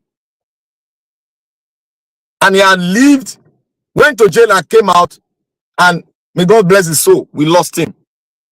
That is it, the evil that men do. We hunt them tomorrow. And all this Nigerian IG, the evil that they do, we hunt them tomorrow. That money that they've stole, they will spend it on something that they will never believe they will spend it on. Because they are part and parcel of the movement against the Nigerian people. And now, when Chores said something about, we are going to even fight for the Nigerian police, we are waiting. I love that. That's a new dimension that is coming in now. Let us wait for what he's going to do, and we are going to see it. It's going to come like a shock. See Chore out there fighting for the Nigerian police. We are going to see the reaction of the Nigerian police. I'm waiting for that because I have a lot. Because I was born in those institutions. I have a lot to say, and I will support him in what he's saying. I want to say something about the El-Rufai. El-Rufai enter house and go and sleep and don't even come out again to even talk about, I am a baby in Nigerian politician. You are a terrorist. From everything you have spoken, let us go and bring your tape. He said, anybody that comes into the north, they are going to carry them, bundle them in bags, and ship them back to where they come from. Is that not what you said? You are a terrorist now. Are you not the one that said you went down to the Sahel down to beg these people with money? Were you not the one that said it? My brother, my honorable excellency, how they call you guys, you are a terrorist because it is shown. The Nigerian law said he that have aid and abetting a criminal is also a criminal. So you are a terrorist. That is where I come from. So nobody should listen to El-Rufai because it has nothing to offer. In the eyes of El-Rufai, more than 2,000 the Southern Kaduna were slain down. What did your El-Rufai do? He started preaching North agenda in the north, in the state. He started bringing down men, their houses, those that went against him. A tyrant like him is coming here to speak like a dove. He's a terrorist. And I want to go on to the Edo State. You see, Atiku Moku just skip him. I'll talk on that one, the second part. People will surprise this analysis I'll give. I want to talk on the Edo State. Why are we so excited? People are excited. Oh, they brought the BVAS. What is it? Is it the BVAS you want to see or the content inside? You have seen the content inside. Is it also? Because it is not the BVAS being brought to the court of law that makes you win election. It is the content inside. And the content inside said they overstated votes. Abi? in some, not all, in some areas. That's where they will catch all of you. Bunch that's really big. That's where they catch you. They've done it before. You people are still following them. Look, when Nigeria got this this republic we came into, they were using INEC. They were using the party to write results. Now, because of the technology, they are now using INEC to write results. I believe people don't know that one. Now, Obi brought evidence that if you go to any court of law around the world, Obi would have won that case. There was nothing the Obi did not bring. All the printout from the BVAS, Obi brought it. It was there. The thing was there. Because when you print out anything from a BVAS, at the bottom, you will see where it was printed out. And you see the website there where it was done. It will be shown there. Everything was brought forward. What did the judge say? Oh, they only rig it. Let me tell you how they are going to go. They only rig in some area. Why did INEC not go and do rerun in those areas that they overstated? The INEC now brought the law. The law state that INEC result that they wrote in that big sheet, and I forgot the big sheet, is the authentic sheet to bring into the court of law to make your defense. I don't know. I don't read. I don't yet did them when they told the other time. If you like, go bring anything. Even you bring those things that they gave you, INEC stamp. They gave all the people that you snap everything. You bring everything for BVAS. The law, we go back to the law and look at what INEC brought. And that what INEC brought, let me round up with seconds. And that thing that INEC brought, they will always say INEC did this mistake, and they'll give them a pass mark and read that this person won. I'm not saying that they should not give the right person. No. I am waiting for them to convince me that they can do the right thing. Because evil never give up. Evil will continue until it goes down 6 feet before it gives up. That is what I'm going to tell everyone. And everyone that is saying that they are, I want to say this, Nigerian, just seconds, please. Anybody that says, oh, they are using the Igbos, let me tell you about Nigerian politics. And one parable, now go turn now. If they want to get anybody in your house, they will not use an outsider. They will use an insider to get those in the house. And if you all know, you are all elders, you know the parable I'm saying. That is the parable that they are using in all the tribe, not only the Igbos. So anybody that is shouting about the Igbos, they will do it against anybody that rises up. That is what they do. And that's Nigerian politicking. All of us since 90 Bogboro, they started. That is what they've been doing. They've done it to the east. They've done it in the north. They've done it in the east. They've done it in the Midwest too. Thank you, Nigeria, for giving me a little extra time. Thank you, sir.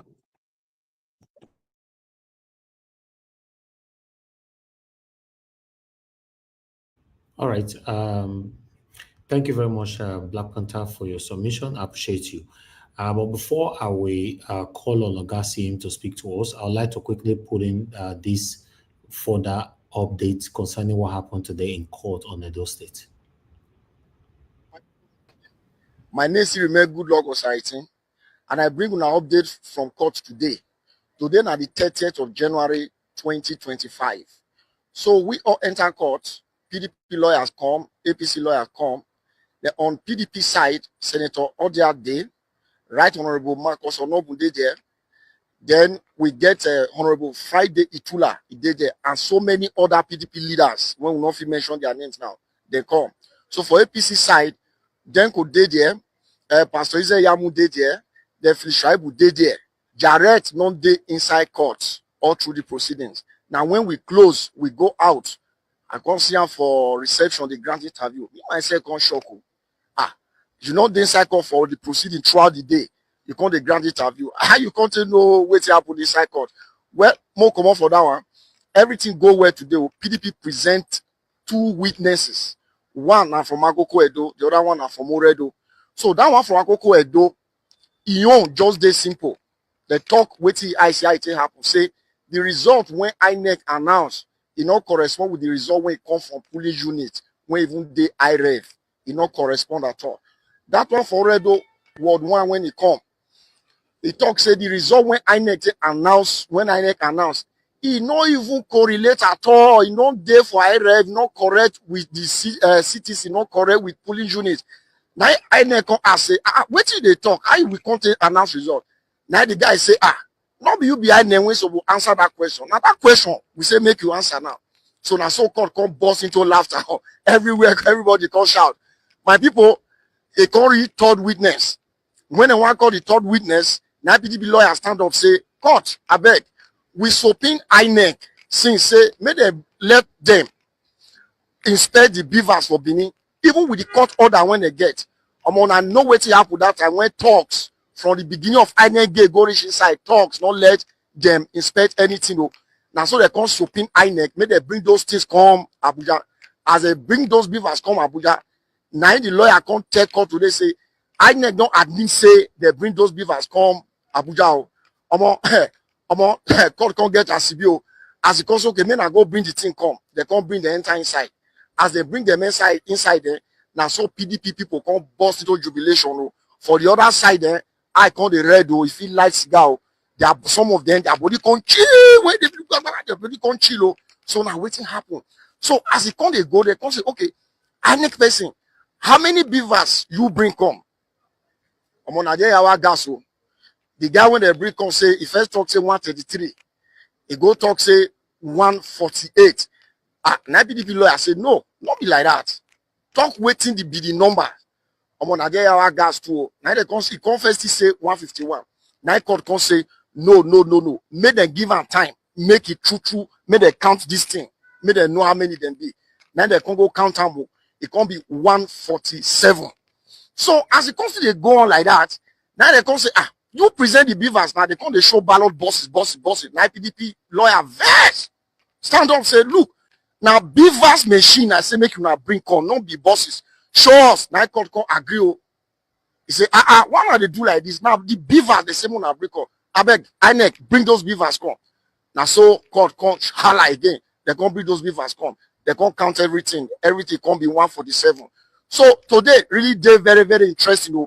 Because we now know say this BVAS, they don't let PDP make the inspector for Benin. Now kata. So today, the BVAS, why would they talk of the BVAS? Say, now be the authentic machine when they take the proof rigging, over voting and everything, accreditation go show everything. So now why they important? May they get the BVAS today.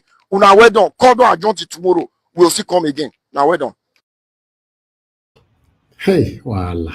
I'm a smart, Anyway, I appreciate you all, my people. Niger watch. Na Nollywood then they do for that court. Nollywood.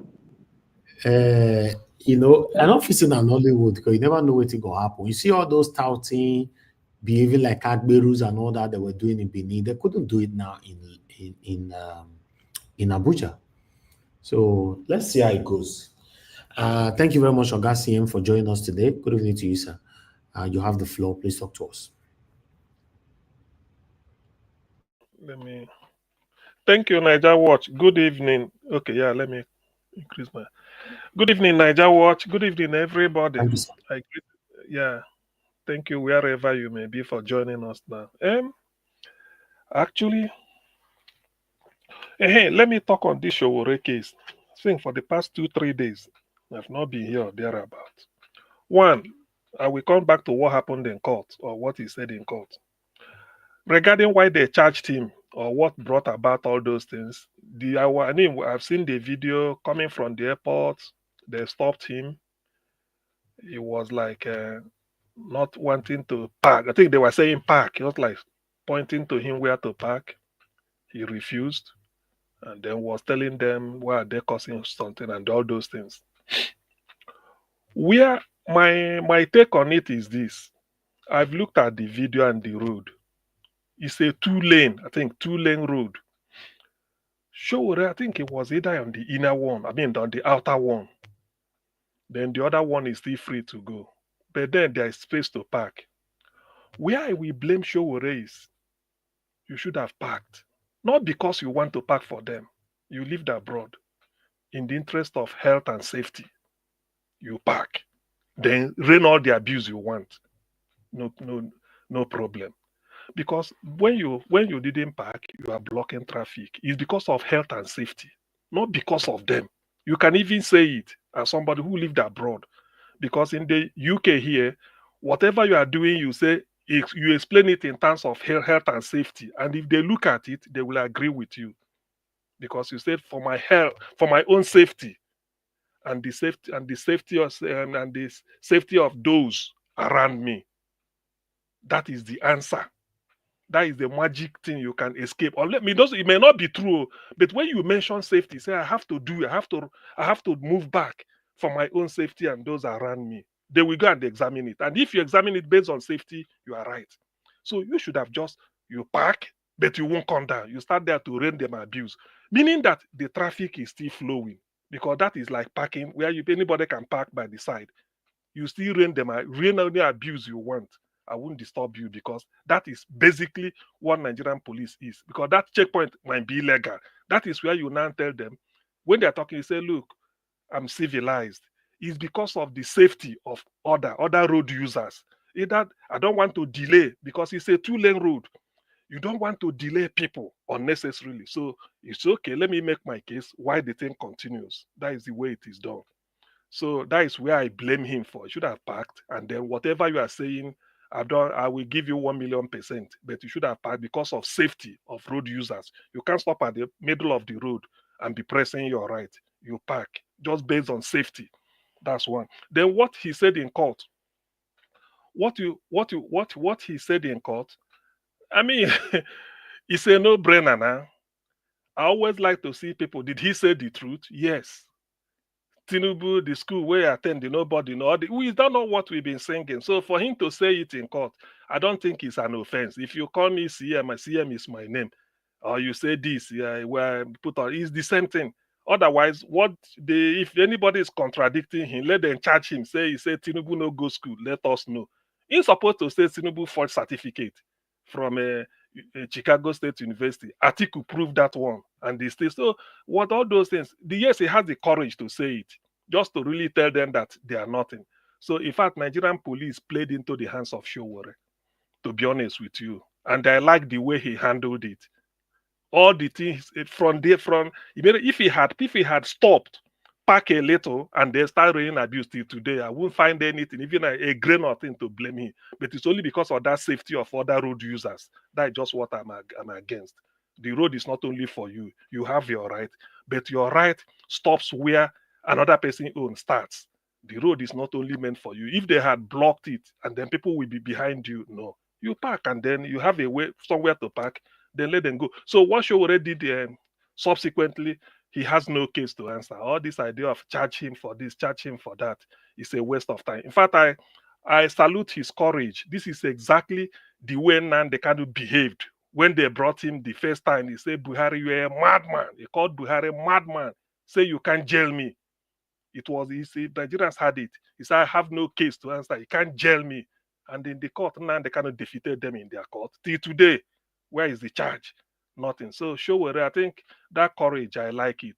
In his own case, it's just that he's saying that maybe Nigeria got independence 1960, which everybody knows. There's nothing new he's saying, only that he has the courage to say it and the environment where he said it. Nigerians should be, I mean, if the president is misbehaving, Americans insult Trump openly. They call him names. But that is Trump own is not that, but may even call him name based on maybe what they think he is. But Showore is saying exactly the facts about Tinubu. So and even police. So what is there to doubt him? The worst, what Showore pointed out and what made me to even look at his case on merit is this. How can Nigeria today be telling Showore, go and bring a shorty, level 17 officer that has 100 million? Is it possible?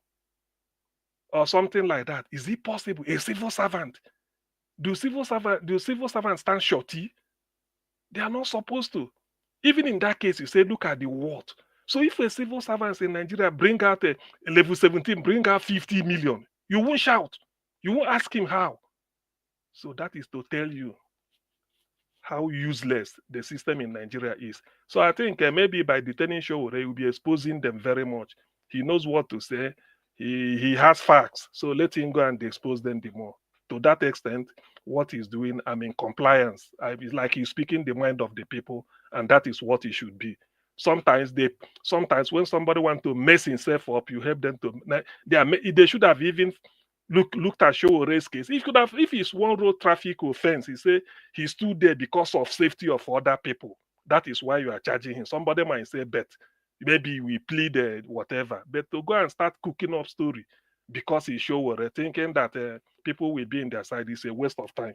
Enough of that. Then on a Edo State case with BVAS, you see why they are saying all these things are there is varied interest.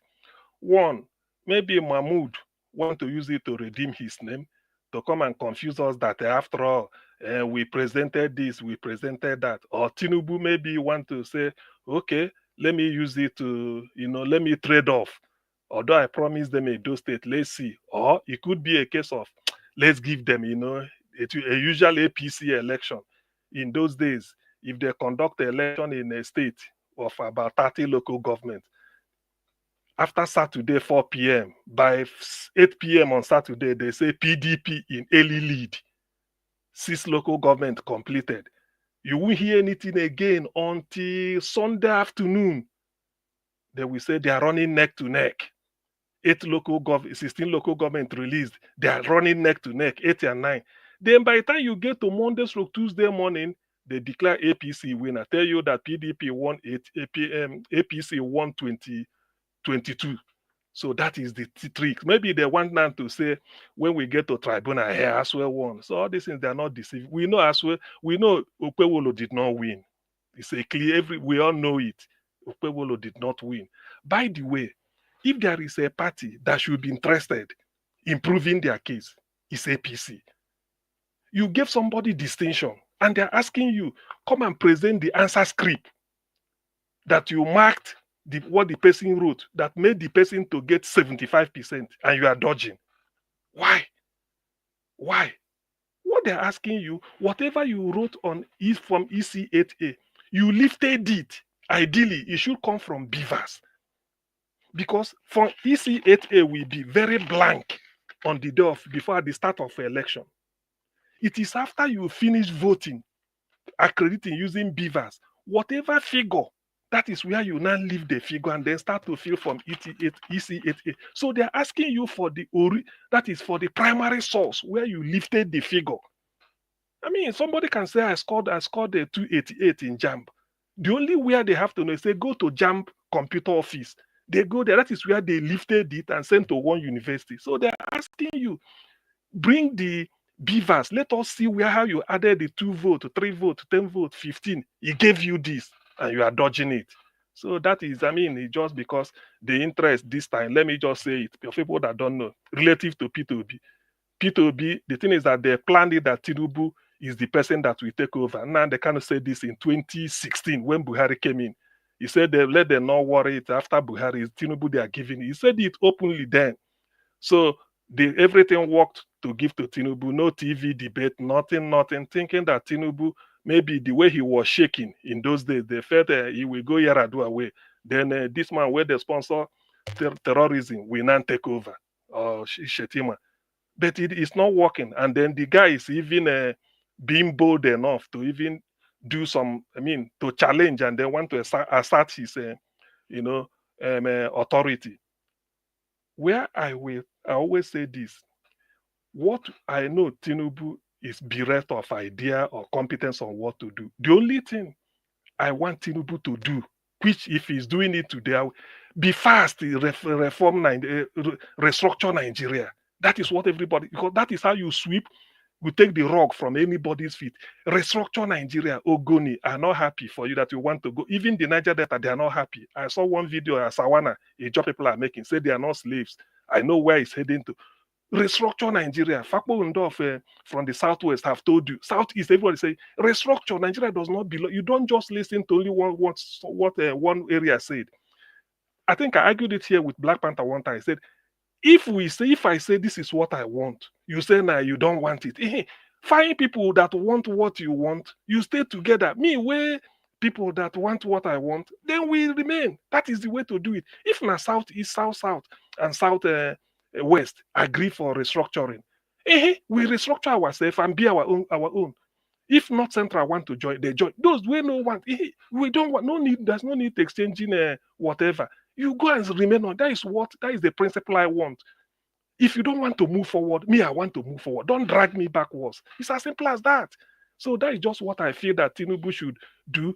Reduce your power, restructure, devolve power, so that you will be free. You carry less load. Nobody can be talking you. Then we know that we are not going to Abuja for this again. Everybody will start. This tension, like Dr. Fakpo Unda said, we die down. Then all these things, nothing will be when you are listening to them. We no go restructure. For what? 40 years of federal character. Where has he led us? Federal character. 40 years of make an Anambra person. 139. Imo, 139. National Common Entrance. People from maybe Jigawa and this, you give them 1711. Where has he led Jigawa?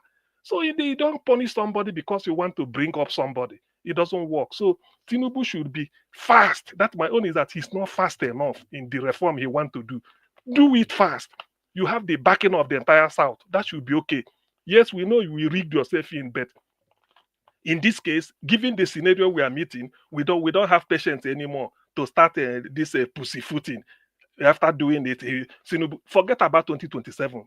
Dr. Fakpo Unda said, Tinubu, forget 2027. Even if you get this money, what is will it? Or even if you get 2027, what is it? What is going to mean? That the Yorubas are even not happy with you, despite their leader. Is it Indibo that are happy or South that are happy? Niger Delta are not happy. So restructure Nigeria. Those that want restructure, let them restructure. Those that doesn't want, you remain where you are. It's as simple as that. So that means that if we can't agree, we go our separate. You can't come and hold me down. We must do it this way. If I want to move forward, you say, no, what of me? You want to leave me behind. If you don't want to join, then you remain. That is just as simple as that. Then as per El-Rufai, the guy just, anyway, for those who doesn't know El-Rufai, just wasting his time. When you see them talk the way they are talking, they talk as if the rest of us are mumu, that we don't even know anything. And then sabi politics. They love Nigeria more than Lord Lugard. They're just wasting their time. El-Rufai was the architect of people that removed Jonathan. They brought Boko Haram. El-Rufai was the person that went to them to bring them in because they felt that Jonathan won't go. They I think there was time they had cell in Ekiti, planted them all over, mainly in the southwest and the Niger state, hoping that anything they strike. Jonathan is like he read this thing and said before even he said take. So they were shocked. They didn't prepare for that. Now Buhari get into governance. We know what happened. So as a result, the people they brought to do the job, there's no more job for them to do again. So they left them as if they say, hey, let us help ourselves. In trying to help ourselves, El-Rufai said, I'm going to them, give them money, beg them. Who are them? This is the man that is now coming, pretending to be a chameleon. Anyway, I pity them. Tinubu, don't listen to, just restructure Nigeria. As long as South that bring the oil will tap in is happy. Southwest are happy with you. Southeast will be happy with you. That's why Peter Obi said he's not interested in a coalition to take power. That what he want, not the one they did to Jonathan. They coalesce ruggedly, remove power from Jonathan, push the man away, thinking everything, because now they feel that what they wanted. If they feel that Peter Obi is good, why didn't they support Peter Obi? Obedient everywhere, very clear candidate. They felt he's Igbo. And they're now talking of unity. Atiku, who is talking of this, stood at Arewa have to say, the North, we never vote for it. We don't need Igbo president. We don't need Yoruba president. He said it. Tinubu said Yoruba local, Emi local. Only Peter Obi, who didn't preach tribalism, they pushed him away. Now they think that they are doing everything. They threw it open so that these people, when we start, all these things are what we know. So the only thing is, I wish I had Tinubu's ear. That is the only thing you do. Forget about the economy. Everybody, let's go and solve our problem. Yoruba, you've relatively developed. Go and solve your own. Ndi Igbo, go east, south, go and solve. Middle belt. If you can't solve yours, then you go with them. That is just the thing. Restructure Nigeria, Tinubu. That is the only answer to all this nonsense that are developing. Restructure so that you carry less load. People won't blame you much. And then everybody will now say, yes, let us move. Then you do all these things. Even if you stay 8 years and they took over again, they reverse the progress. Is it not Obasanjo that gave Nigeria zero debt cancellation with Okonjo-Iweala. What happened when Yaradua came in? They ballooned the debt again. Jonathan came, Okonjo-Iweala came, trying to, the small gain we were about to get, rebased our economy to #1 in Africa and everything. What happened? Buhari came, everything zero. So what is the guarantee that even if Tinubu will do magic with the Yoruba economic team, when you hand over to them, everything goes back? They are incapable of leading a civilized people. Thank you. Thank you, Niger Watch. All right. Augustine, thank you, sir. Thank you very much for that submission. I appreciate you. The last person we have with us is Prince Alabo. Prince Alabo, you're just coming in. Good evening to you, sir. I will give you 8 minutes as well. Please talk to us, sir. Thank you, Mr. Najawash. Good evening, everyone. Let me just stand on the existing protocol, my brothers. Let me start with the issue of Adam Oshomele crying out for what is happening in the north. This is the injustice which we, who are the just, who are suffering the degradation of this pollution in the Nigeria.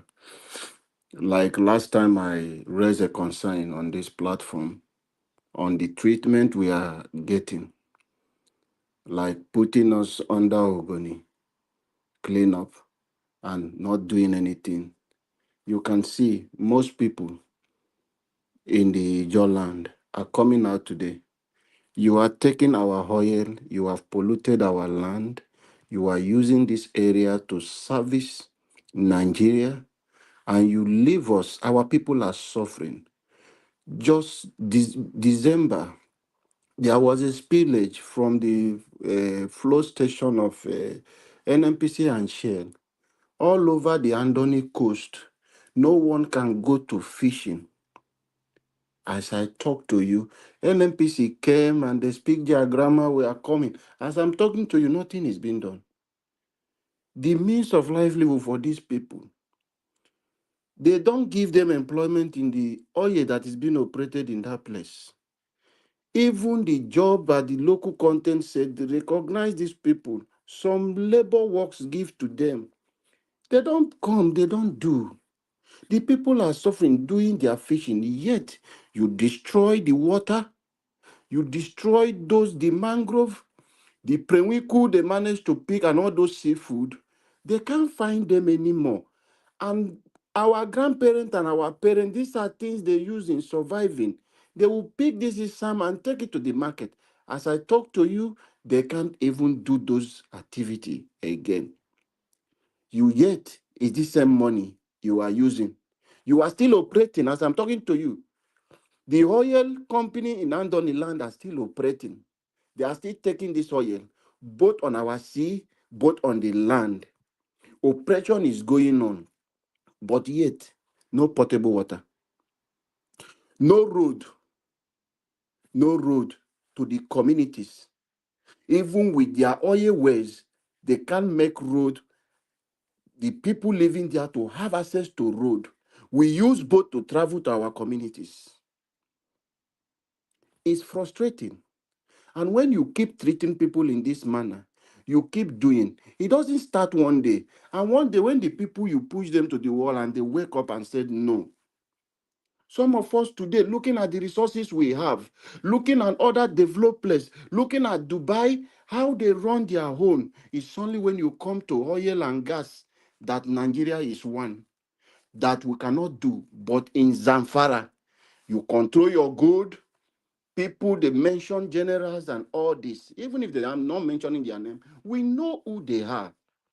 The only way we can fix this problem in Nigeria, to reduce these things, we must treat everyone equally. Just like CM said, in those days we were writing jam in Nigeria, our cutoff point to be 200. Some people are giving 60. You want to study medicine in school, you are giving somebody in North 70, and somebody here will be having 240 for you to get into the thing to study what you want to study. And if you don't get that cutoff point, you become a problem for you. It will keep you in the house, struggle until you get to that cutoff. And some of people there, and when they finish this school, the one that passed 70 will come and be your director. You are even much better than them. Is that equality? Are you treating us fairly? And yet you say we are one Nigeria. What is happening? On my own feed, you are an engineer.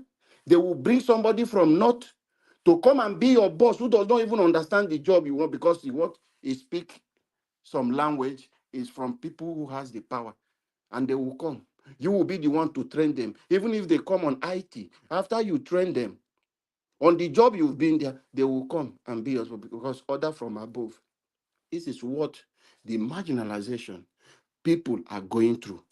We, the people of Niger Delta, and the Ijaw in particular, this is what we are suffering. And this is not fair to us. You are doing now, using our resources, cleaning other places. And you fail to clean our whole land to provide potable water. They are not concerned. As I'm talking to you, Andoni does not have hospital. For you to travel from Andoni to Port Harcourt to reach the teaching hospital, it will take you 2 hours on the road before you finish carry somebody from boat, taking it to get to the jetty where you can get a car, now travel to Bori, from Bori you get to Port Harcourt, reaching that person have gone. No even ambulance, no any emergency service in these places. But do you know how much these people are contributing to Nigeria? This treatment is not fair now. Our people are dying. They don't have potable water to drink. Water is very important. You are producing oil there and flaring gas on our land, but you cannot give us electricity. This is not fair now. The gas you are wasting, what is different for you to tap it and use it to distribute electricity for the place? It looks as if it's intentional something. They don't just want these people to raise, they are not doing it. But in other places, people who own the oil well manage and pay taxes to government. But in our own case, the North will come and say they own 70% of the waterways because they hold the highest land. Is that not injustice? This is not fair. How do you want the one Nigeria we are talking about? Is it one Nigeria? Is it all about the oil? Is it all about the oil? Then you are taking your gold, your generals over there are taking it, mining it, flying helicopters, doing this operation, sponsoring bad gangs to operate this business. The Chinese are in there in the forest. They are doing this trading business. A lot of things is going on in Zamfara. A lot is going in different places. Even here in Osun State, a lot of these things is happening. All right. Nobody is talking about that. This is not fair to us. But the way forward for us to do this and make Nigeria for everybody to be happy, our recruitment process must change. As far as a general will stay in the house and recommend somebody to be in the NDA and recommend somebody to join army, we will continue to have their boys in the military. If we continue like this in this way of recruitment, their boys will continue to report to them and do what they want. That is why we are suffering this in Nigeria. Nigeria, let's wake up. As I said, lastly, sorry, Niger Watch. My electoral reform, I will never forget it. Our only way is to go for electoral reform. Let's begin to push for this and don't let APC deceive us. Thank you, Nigerians. Okay. Thank you, Oga Alabo. Thank you very much. I appreciate you. Thank you so much, everyone. Yes, we are done with this first round. We're going to have our final submission of 2 minutes now so we can round up. I'm just going to call on people just once. If you are close to your mic, please you talk to us for just 2 minutes. If you are not there, I'll just move on to the next person. But when you return back, you get 1 minute. Thank you so much, everyone, right there. Do your parts. Help us to press on the like and help us to share. Thank you, Elvis Odaro. I can see you right there. Thank you very much for joining up. Patience them with I can see you as well. Thank you, my people. All right, Madam Patricia, if you're still with us, 2 minutes, ma'am. Final submission. Okay, Mr. Jonathan. Thank you, Mr. Evans. Okay, thank you. Quiet. Thank you. Okay, now rush hour. No. Okay, now I just want to appreciate everyone that has spoken. Thank you for your time, and yes, let's continue the good work. Let's continue to speak truth to power. Thank you. May God continually protect us and continually make us what He has destined for us to be. In Jesus' name. Mommy Diaspora, thank you. Good night, everybody. All right, Madam Patricia, thank you very much, man. I appreciate you. Thank you. Mr. Jonathan, if you're there, sir, 2 minutes. Thank you, Mr. Harris. Let me just quickly say this. In addition to what that PDP man, Showumi, said, the man that is going around the place now saying that they should let Nigerians choose their own leaders. He also said that Peter Obi should bring hope, not misery. That's why the man, when they talk, this man, he was not even listening to himself. Peter Obi has been doing that consistently. He's been doing that consistently. It is your own party, the PDP, that is bringing misery to Nigeria, because here are the facts and the question. What is it, for goodness sake, that this party PDP stands for today? Let's be honest with ourselves. What is PDP's official position, their official opposition stance on every policy matter in Nigeria today, that you can say, okay, I'm thinking of the party that I will be supporting, that I will support? They don't talk. They only fight for selfish reasons, just for their own selfish interest, period. Nothing else. What is PDP's official position that you can go to? Either you go to their website, January 2024, this is what they said on the policy of the government. February 2024, March 2024, August 2024. What is their position as opposition on every policy matter that this government now has put in place? What is PDP's position on education? And not only PDP, this one goes to all the political parties. It is only Mr. Peter Obi that is running a one-man show. The Labour, forget about the Labour Party. Those ones are not even there. It's literally dead.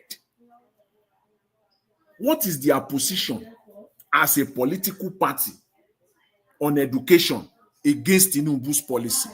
What is their position on health care that is contrary to Tinubu's policy today? What is their position on poverty that is contrary to Tinubu's position? What is their position on insecurity in Nigeria today that is contrary to Tinubu's position?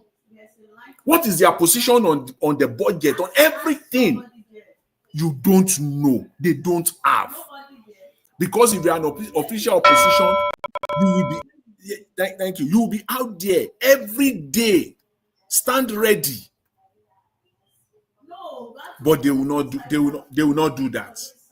Never. They don't do that. All they are fighting for, they are just fighting just for their own selfish interests. And they are not ashamed that it's all written all over the place, that people knows that they are fighting. But they are not ashamed. It is power. Just to grab power by all means. For what? To come back and start looting again. Anyway, Mr. Elvis, let's leave it there for today. I really appreciate it. But it's important to just Nigerians, let them know that Nigerians, we know, because before now you think you can do it and get away with it, but we know you are all deceiving. You are all liars. It's as simple as that. There's no any other way. Sometimes you lost words. You don't even know how to describe these people. Other than the fact that they are shameless and incompetent. Thank you very much, Mr. Elvis. I'll leave it there. Thanks to everyone. They are shameless, and I support that. They're shameless human beings. And they don't care. They only just care about the amount they are stealing to give a better lifestyle for themselves and their family. That's all. Black Panther, my brother, talk to us. Okay, now, Mr. Elvis, sorry. Who were the two people fighting? Two people fighting. Question for another. in the one that want to be chairman, the one that already were chairman of PDP, who were they? Question for another day. Okay. All right. Black Panther, go ahead, sir. Thank you, Nigel. Thank you, sir. I want to say here that Egbon that spoke, that was talking about that's trying to disguise himself, talking to Atiku. What does he have on the table? Telling Obi, we don't want to hear this. Is what these people should go away. Let the youth come in. Let me tell you the joke. Let me tell you the game they are playing. You see that Egbon that contested that spoke about this thing. He's trying to make he's trying to create a sector like obedient. I saw his conference with the youth now in Ogun State. He's trying to rephrase that obedient the way we have it with Obi. That is what he's trying to do. He's trying to create a platform that is asking that we need a new Nigeria, so that when the time has come, that's why I made mention that if it, yeah. Black Panther, I noticed that rubbish as well. Because for him to just come up to start saying that he's trying to mobilize Nigerians to do it this way, to do it. Who are you? Who will even listen to him? He has started a conference. He went to schools. He went to university to bring people to talk to them so that they can be saying what obedient is saying. Then he will now announce them, prepare them, now start to harvest them. They'll start to preach the gospel. He will be the head of that platform. Then that is why I said when Obi or Atiku, if they select them, then he will not rise up. He's playing a game for Atiku. If Obi does not say Atiku should go for president, he will not come in and disgwangwa Obi using that platform that is like obedient to float Atiku and say Atiku will do this. He's playing a game. I know the game that he's playing. I saw his conference. I saw what he's saying there. I know what he's doing there. He's a liar and he's a shameless man. Shameless. This is one of the people that is selling the West out. These are one of the leaders that are selling the West out. He's a shameless man. And I want to say on the last one that, yes, that Oga Jonathan said, INEC is trying to give away Edo State. No, go there. No go there. If you want to win presidency in Nigeria, you got to have the #1 man in the state. And Edo State gave 90% to Labour. Every state that gave 90% to Labour, he wants to capture those states. And he must capture it because the North might play a game. That is why it's going on this kind of makeshift of restructuring that that Oga CM is talking about. He might go that route to make sure that he make the North suffer for what they are paid, because majority of the vote does not come for the North, but they rig election in the North because they have APC governors there. Thank you, Mr. Naija Watch. That is the game they are trying to play. And that game not go work, Black Panther. Not your worry. He not go work. Now the thing they want to do, I not go work. You know the reason why obedience circulated Nigeria at that time. Peter Obi not be ordinary person one. And we go expose them. We will expose it. May not worry. Yeah. So this one is a nobody now. Who know where he wants to try to stand on the same foot with Peter Obi to win the heart of Nigerians. It's not possible. It's not possible. But meanwhile, let me call to Oga CM. Oga CM, your 2 minutes, sir, if you are there. Okay. Okay. Thank you, Naija Watch. Like where I dropped off, I will still appeal to Tinubu because a lot of things are developing. There is no need answering, what is it called? Go ahead with your restructuring. Be fast. The most important thing is that do not think the entire South is behind you, because that is what everybody... Now the Niger Delta is waking up again, unlike before the Jonathan came. The resources they are using comes from there and they are not happy. What they want is to control their resources. Tinubu restructure. Even if it's 30 for them, 70 they will bring, but let it be that they are in charge. Same thing with the gold at Ilesha and everything. The North, look at what Oshomole said. I was surprised. Oshomole, who is now talking, he was even talking as if he's an IPOB member. Let me put it that way. He said they know. He said all of us know, the retired generals, they are mining this gold. And there's something Oshomole said. He said they are earning billions of dollars. Billions of dollars. And you yes, so it's a multi-billion-dollar business. So because Oshomole said it, that is what are the what is it called? The catch line. Billions of dollars unaccounted for. Yet Tinubu, we go to IMF to go and borrow 2.2 billion, the same dollar. Do you see it? You see the contradiction now. Tinubu will be going, we need loan. We go to IMF, World Bank, please loan. How much? Maybe 5.2 billion dollar, 2-something billion. But Zamfara, based on what Oshomole said, they are mining gold and selling it in Saudi. Their own. Man, these people are greedy. Let them end Nigeria now. I mean, I've told the people of Ogoni through one of them that I spoke to, who they said they made this. I said, look, the greatest opportunity you people have ever had in life is now. That time Sarawiwa was doing, they say maybe they're selfish. How Leona go enjoy your oil? Zamfara is making more money. They are making more money from gold in Zamfara, and they are not accounting for even shishi. But on our own, they want to use it. Now, if Ogoni, even in fact, not even Ogoni. I wish the Ijo, the Urobo, the Ogoni, and who is checking all those, and anybody, let them unite. This is the time you need. All of you go stand. This is the time you say, look, for us to prospect crude oil again, let them account for the gold they are taking away from Zamfara. Put it that way. After all, everything they come out from the ground now. Crude oil na from the ground. Gold na from the ground.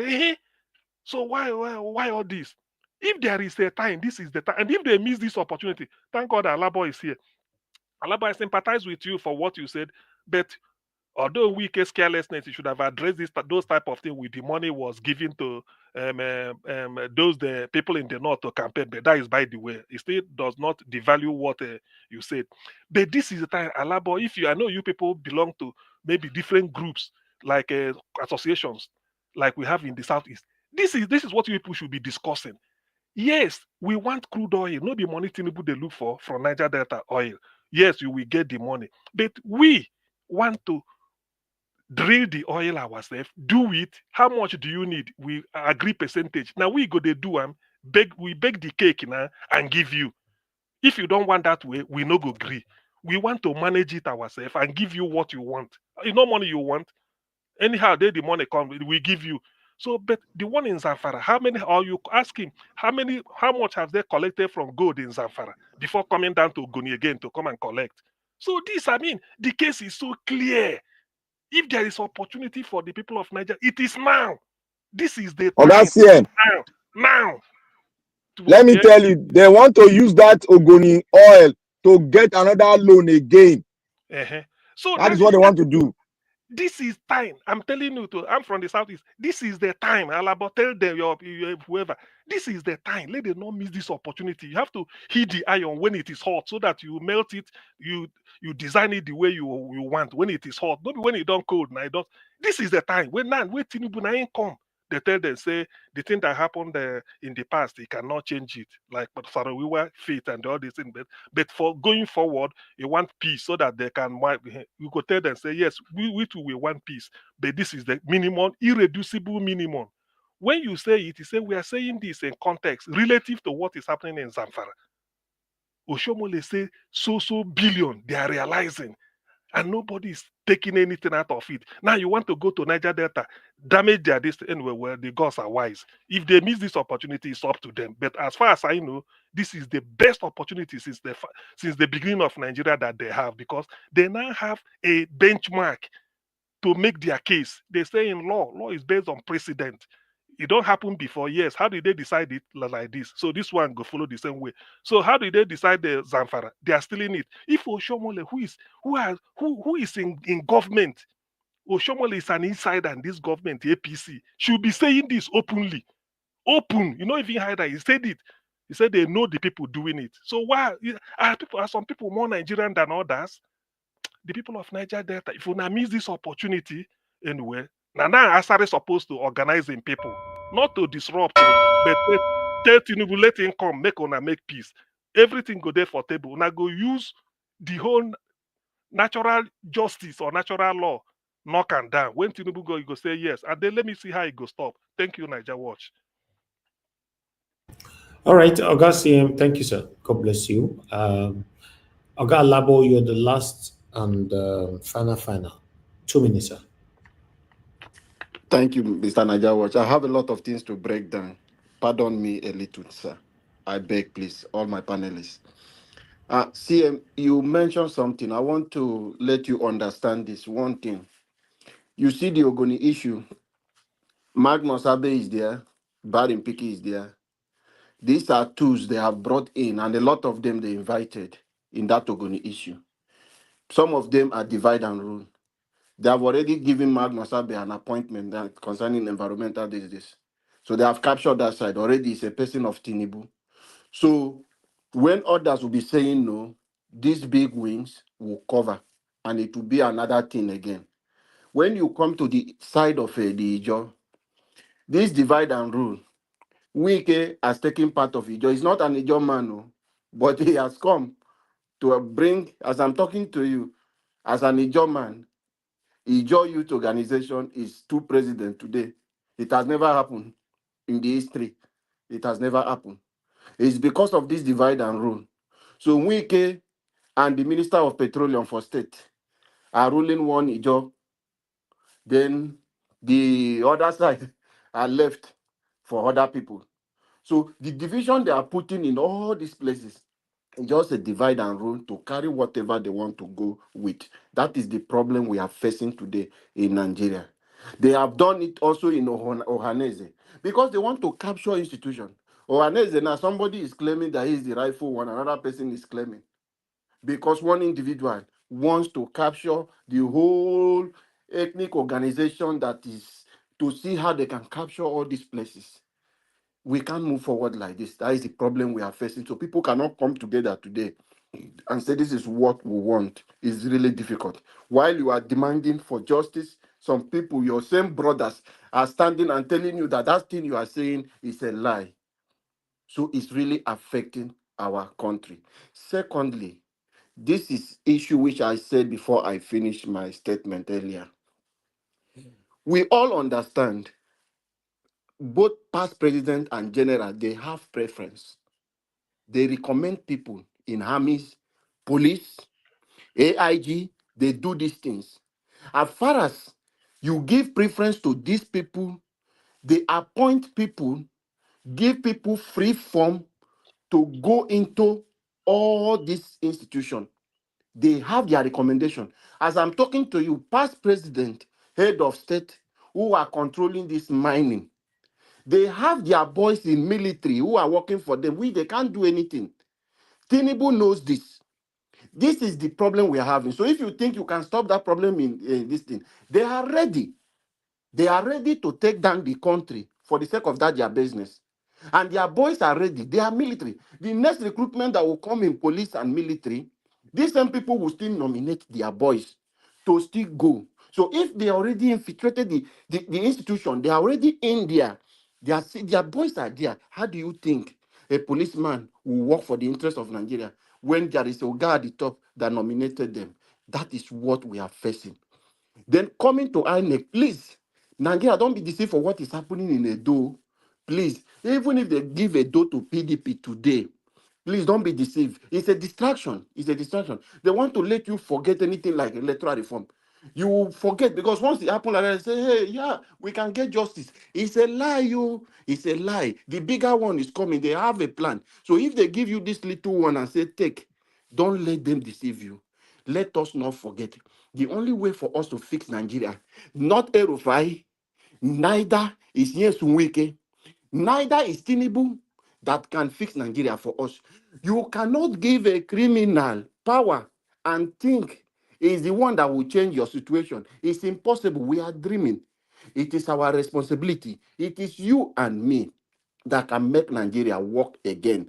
So let's wake up from this dream we are having that these same politicians who are corrupt are the ones that will fix your country for you. No, it will not work. So let us begin this move for our electoral reform. We can push it and keep pushing it until we get there. Thank you, Nigeria Watch, and God bless everyone. Niger Watch, please, if you give me 10 seconds, I want to pose a question to Alabo. Alabo, does it mean that the case of Niger Delta, given what is happening, is a helpless case? Considering the way the analysis you made, is it a helpless case that they should come because of Magnus Abe Inoguni and this and that? One person cannot overpower the people. After all, the North are still drilling this thing. They are mining their gold, despite the fact that they are against Tinubu and they are doing what they are doing. That should have been the elixirs that you people need. That's what I'm saying, this opportunity. Because if they start drilling this oil and it will continue until you resist and you say no, now you've gotten a comparative analysis to say, look at, point Tinubu, Oshomole, who said it, is it not from Niger Delta? Oshomole said it, but Oshomole is in government. He knows the implication of what he said. So if you feel that the case of Joe Ogoni and all these things are Niger that is helpless, well, so be it. But I know it's not helpless. This is the time to key in. If there is agitation for resource control, this is the time for them to resurrect it and then mean business. Because look at what is happening. If Oshomole could should credit gold mining gold with billions of dollars, and Nigeria is not seeing anything except them. So then why should you use my own? That's why that is the way I see it. But it's only an opinion, Sha. Thank you. Augustine, let me respond quickly. Have you seen any helicopter flying over the general's houses? Go to Asari Dokubo. Jet is always flying around his house because he's beginning to speak against them. The flow station that God born in Ebuguma that is happening today, they are accusing him of that very thing, that he is the one.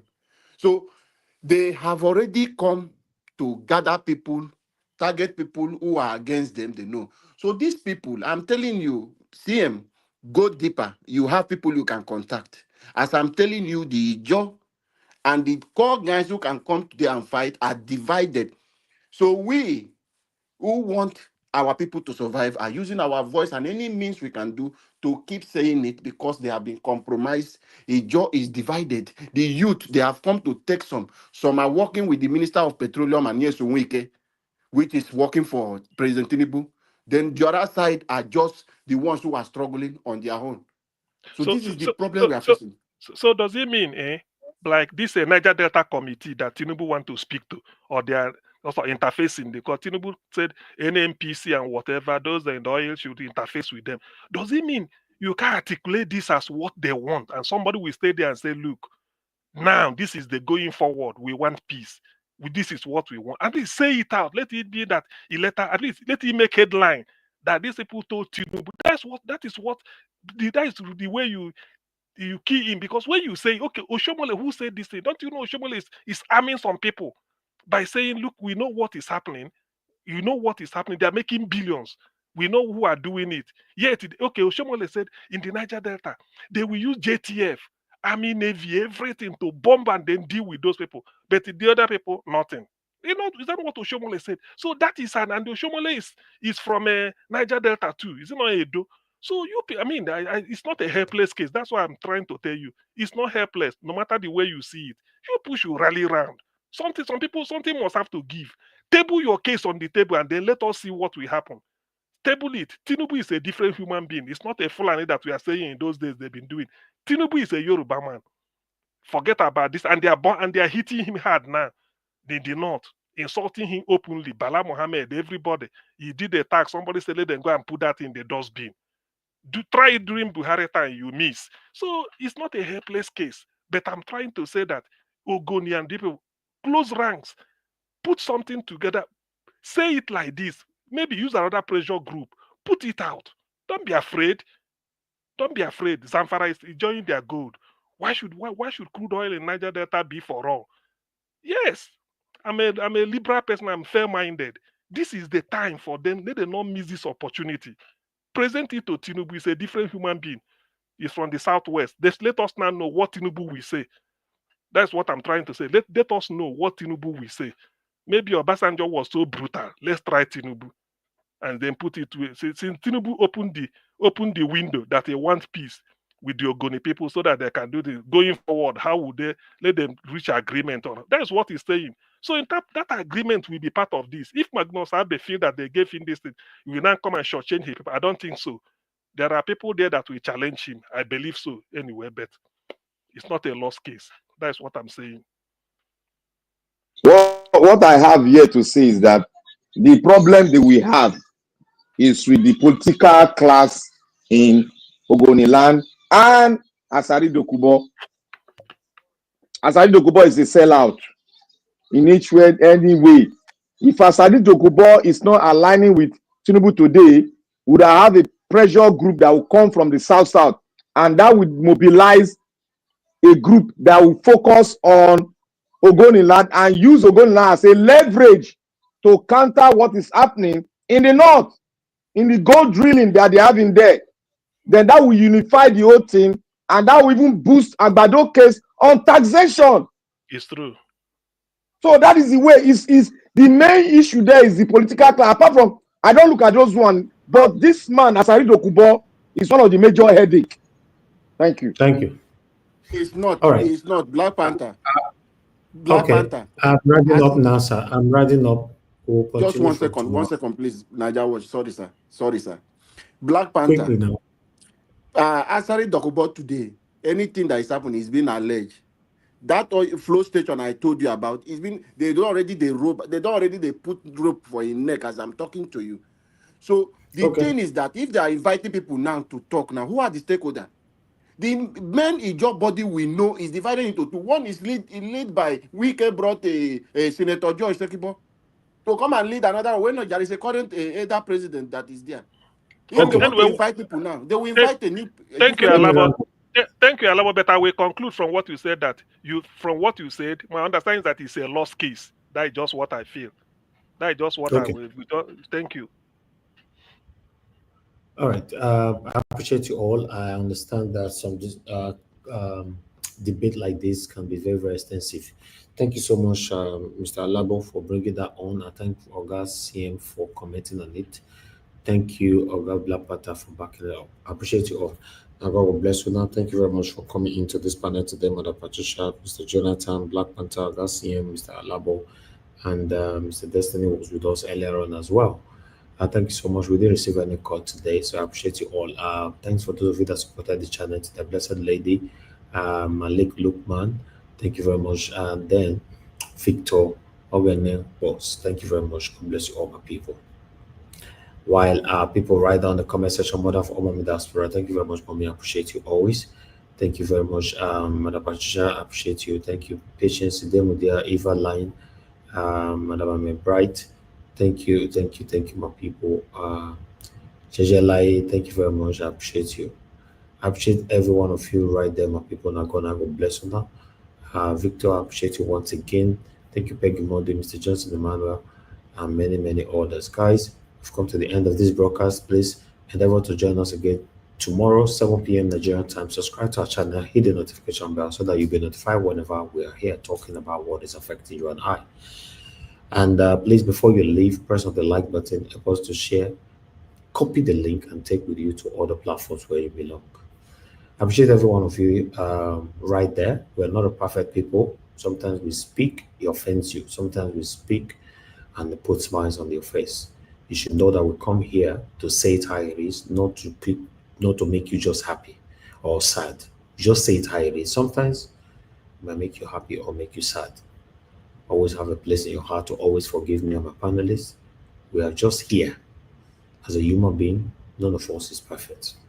I appreciate every one of you, my people, and God bless you now. My people, allow me to end the show right now, and I'll see you guys tomorrow, 7 p.m. Take care, and bye for now.